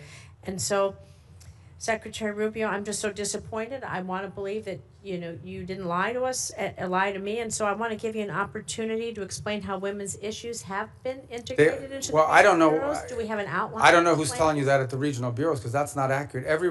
Some regional bureaus have a larger mandate on women's issues than So others. is As there- an example, like in Europe, it's probably less intense Can you tell than me in Africa. who on your team we can reach out to then to find out? Because we're not getting, they're telling us they don't know. Well, the regional bureaus tell you they don't know. That's Not only correct. does every regional bureau have someone in charge of women's issues, or at least in charge of that portfolio, but most of our embassies, especially in some of these key So places, Can are we follow advocating up, this. and can I call you Yeah, and of have a course. conversation, because somehow there's a communication? Yeah, because we didn't eliminate the program. We simply felt that there's a difference between the women's issues, for example, that you would face in Africa versus what you may be facing in some part of Could you name a Asia. single new program that you've stood up in the last, since the GB office was closed? Do you know Well, of any? first of all, almost every single one of our programs that we do now, our humanitarian response to crisis, our food programs that we've distributed, all of them have a women's component to it. So- Primarily because in these societies, Can we women are the follow up first with ones your team, affected. please, so we can get some clarification? 'Cause Yeah, we we'll haven't been follow able up, to and I'll do give that. you the right people on. But each of these bureaus has someone, or more than one case. The more than last one person. here is, there is a International Women of Courage program. You and the First Lady have championed. Are you going to commit to maintaining that? The which one, I'm sorry? The Women of Courage program. You and the First Lady have championed that. Yeah, well, we had an award ceremony last year. So- I don't know if one is scheduled for this year yet. Thank you. With the remainder of my time, I'd like to remind the American people that as the Secretary of State, your main duty as America's chief diplomat is to maintain our relations with foreign nations. This is why I was shocked to see that you were at a party with President Trump in Miami instead of accompanying Vice President Vance to Pakistan for negotiations. What party was I at? I was at a party? It's publicly reported, and there's photos there. But In what fact, party? Steve No, Witkoff but you're going to and say that. I'm Jared going to Kushner. answer it. I'm going to answer that But let me question, because finish that's an my absurd statement. If- I was not as at a soon as I party. finish my paragraph, All right. he can answer. Because people are going to In fact, slander me. I'm going to answer Steve it. Witkoff and Jared Kushner, both of whom were never confirmed by this body to be America's diplomats, accompanied the vice president in the negotiations. Even Iran's foreign minister was not there, yet was there, and you were not. I just feel that's embarrassing for us, and it's embarrassing for you. So, Mr. Secretary, Congress represents the American people. We have the power to confirm who represents America abroad. We confirmed you to be our Secretary of State. We confirmed you to be in the negotiations that are happening. And it's just unthinkable to me that you are missing high stakes negotiations or that you're not involved. It's sad. Senator to see you Rosen, excluded. Thank your you. time's up. Yield back. Okay, so let me Senator, Secretary Rubio. You're should have the 100% opportunity to inaccurate reply. and 100% wrong. Here's why. Number one, the Vice President of the United States was there, and he wasn't confirmed by the Senate. He was elected by the American people. Okay? He is the second in line of the presidency of the United States. He was president. Mr. Witkoff is the president's envoy for negotiation for peace deals. Mr. Kushner is a private citizen that serves as an advisor on these functions. They were the team that we sent to Pakistan. I was not at a party. Where I was is next to the president. Because in the midst of those negotiations, I was in communications with them. And in fact, I think there is media reporting from that evening on how on multiple occasions I went into a back room, I came back out and spoke to the president and was constantly updating him. On that evening, I spoke to Mr. Kushner and our negotiating team and Mr. Witkoff on at least 6 occasions, including twice on a secure line from the phone they had access to over there. So you don't know what you're talking about. You're just Senator making Rosen, stuff up. he has the floor. I know your staff wrote up this cute statement for your TikTok video, but it's not true and it's not real. That's not what happened. Okay, I'm the National Security Advisor and Secretary of State. I was co-located with the president in the midst of a high-stakes negotiation so that I could immediately inform him about events occurring halfway around the world. I was where I needed to be at that moment because we had a very capable team on the ground in Pakistan, led by the Vice President of the United States. Thank you. Senator Cornyn. Secretary Rubio, I've heard some of my colleagues here on this committee suggest that the U.S. started a war with the Iranian regime 92 days ago. I happen to believe that the Iranian regime started a war against the West and Israel and has been at war with us since 1979. What's your view? Well, if you go back to 1979 and the taking hostages and build it out from there, I don't know the numbers, if we could even add them up. It's incalculable. Thousands of people around the world, including many Americans, have been killed because of direct Iranian action.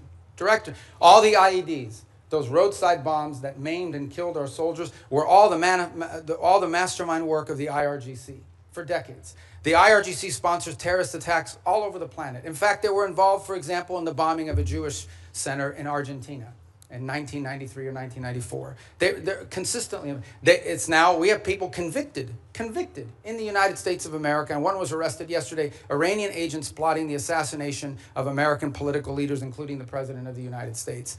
They've been waging nonstop, not to mention their massive sponsorship of Hamas, of Hezbollah, and all the activities those groups have undertaken. So you're absolutely right that the Iranian system has been waging war on the West. But why is anybody in the United States in specific for over 3 decades, but why is anyone surprised? They openly chant death to America, death to Israel. They openly say Israel's the little Satan, but we're the big Satan. So I think at some point when people say this repeatedly, you believe their rhetoric and their actions back their rhetoric. This is a very dangerous regime.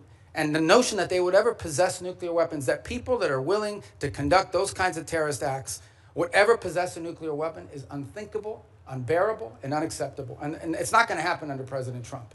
So ever since since the Iranian nuclear program started, and they basically blocked the IAEA and others from doing the inspections that would be required in order to monitor their use of enriched uranium. We've had presidents, Democrat and Republican, say that a Iranian nuclear weapon was unacceptable, but it took President Trump to actually do something about it. It shocks me to hear some of our colleagues suggest that there was not an imminent threat from an Iranian nuclear weapon. You and I both sat in the same skiff on the Senate Intelligence Committee. We won't talk about the details, of course, but we knew that they continued to enrich to the point where they could produce a nuclear weapon within a specified time. There's some debate about how long that breakout would take, but the idea that an Iranian nuclear program did not present an imminent threat to the United States, to me, is just ludicrous. And I think it defies all evidence to the contrary. But do you think if they had acquired a nuclear weapon, that would change the ability of the United States and our allies like Israel to deal with this nuclear-armed Iran? I think if Iran ever acquired a nuclear weapon, they could very well use it, because given the theological nature of their decision-making. But just as problematic is they would have immunity. At that point, your options on what you could do about them would be quite limited, and their ability to hold the world hostage. They'd be like North Korea. for example? They'd be North Korea, but worse. They'd be better funded. They would at that point decide that they own the Straits of Hormuz forever and everyone has to pay them a toll. And nuclear weapons, you can't do anything about it. They would be able to act with impunity. They would sponsor Hezbollah. They would sponsor they would hyper scale their efforts of global terrorism and completely try to drive us out of the region and ultimately destroy the state of Israel. That's what their goal would be, and you wouldn't be able to do anything about it because they have a nuclear weapon and would threaten to blow people up if you tried to move against them. Notwithstanding the importance of denying Iran a nuclear weapon, I do applaud the president's attempt to try to use some diplomacy here in order to deny them access to the enriched uranium and their other weapons that they use against Israel and the West. But tell me, why do you think anything that the Iranian regime agrees to that they will comply with? What evidence is there that they will agree to anything that they ultimately will stick with? Well, again, and that's why any deal with them you have to enter into it with clearly verifiable steps. So as an example, simply putting something on a piece of paper is not satisfactory. You have to actually commit to doing it, then you have to actually do it. And so that's our view of it. Our view of it is that any concessions that are made, and I don't even call them concessions per se, but any arrangements that are made with Iran have to come after not just they agree to certain things, but they actually do certain things. And let's be clear about this, because I don't think this is talked about enough. If what Iran wants is nuclear energy for their country, there are mechanisms to do it. There are countries all over the world that have nuclear energy, but they don't enrich. They certainly don't enrich the 60%. They don't do it hidden in a mountain deep buried underground somewhere. If what they want is nuclear energy, they can have it. There are mechanisms for them. The problem with Iran is not that they want nuclear energy. The problem with Iran is that everything they do is consistent with the activities of a nation that seeks to develop a nuclear weapons capability. Thank you, Senator. Senator Schatz. Thank you, Chairman. Secretary, thank you for being here. Tomorrow, I'm going to have you in the Appropriations Committee, and we'll walk the list that we talked about a couple of weeks ago on a conference call, so I won't cover that. I want you to sort of answer the China watchers who saw that visit to China and saw that NVIDIA is now going to sell H200s. I understand that's not our highest technology, but it's better than what China has, and that's why people are worried. And that, I mean, it's pretty plain that the president violated one of the 6 assurances.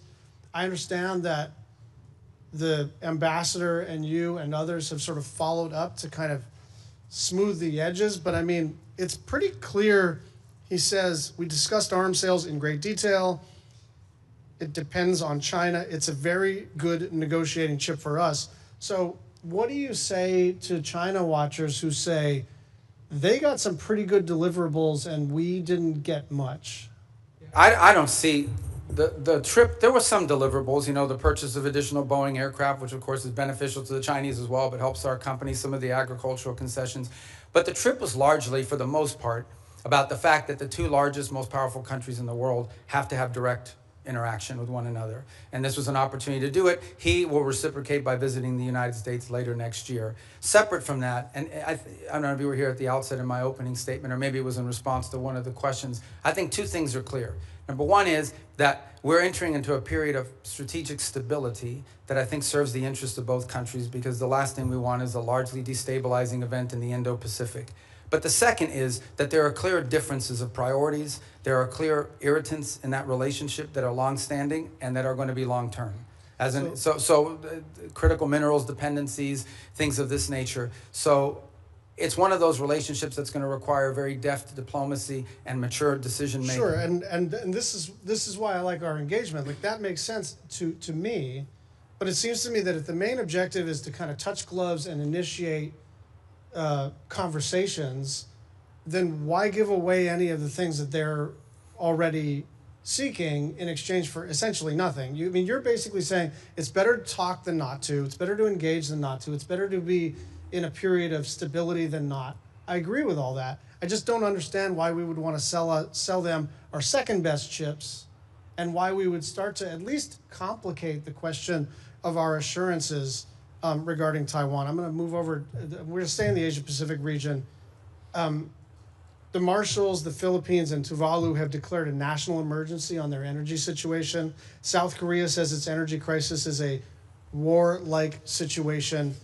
you've been around a long time on this committee and now as secretary.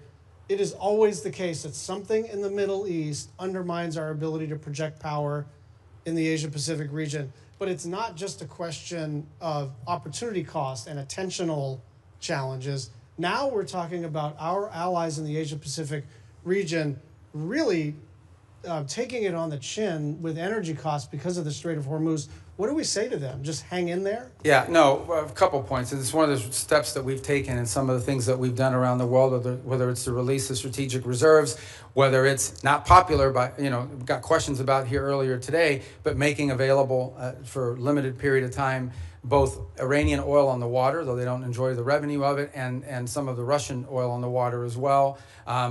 The third point, though, that this points to is a much deeper one, and that is that while the Straits of Hormuz provides about 20% of the global oil supply, it is probably 80 or 90% of the supply in the Indo-Pacific, given the geography and so forth. So one of the things that I think is going to come about as a result of all this in the long term is more diversification in where they're going to get their energy from, including from the United States potentially, certainly with Japan and some other countries in the region will benefit. But you know that the sort of project it takes time. It all takes time. So understood. That's like cold comfort if you're running a country and your gasoline and your fertilizer and all your input prices just skyrocketed because of President Trump's decision to go to war with a country clear across the world. But see, and I understand your point, but I also think in all these questions, we're getting a lot of questions about us. I don't think it's fair because ultimately, the people who have closed the Straits of Hormuz are Iran, and they're doing so in violation of every international law you can imagine. The Chinese are against it. Everyone is. We have, I think, a record number, 140 co-sponsors at the United Nations on this resolution that hasn't come up for a vote yet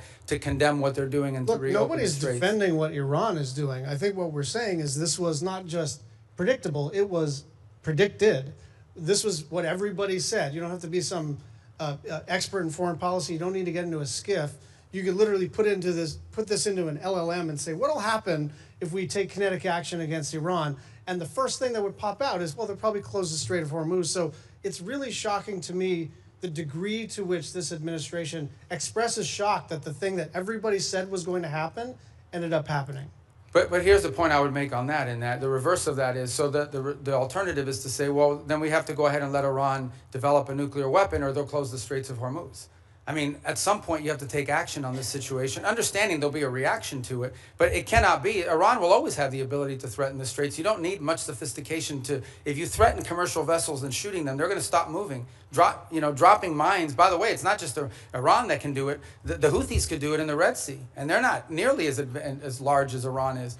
I think this is a more fundamental challenge, and that is, are we now forever limited doing it? Do we just have to let Iran go ahead and develop a nuclear weapon because of their threat to close the Straits of Hormuz? That's an untenable situation. Secretary Rubio, thank you.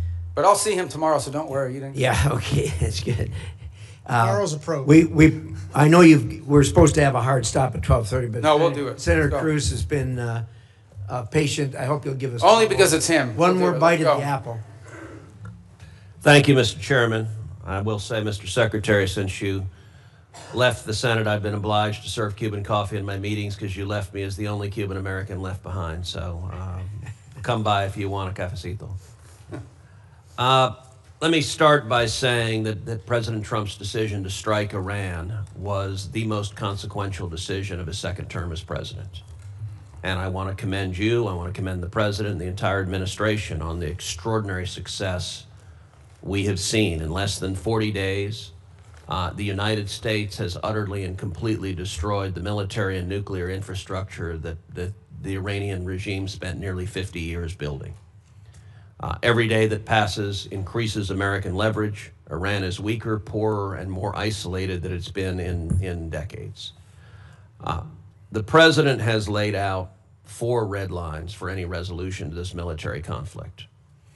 Number 1, that there be zero enrichment by Iran.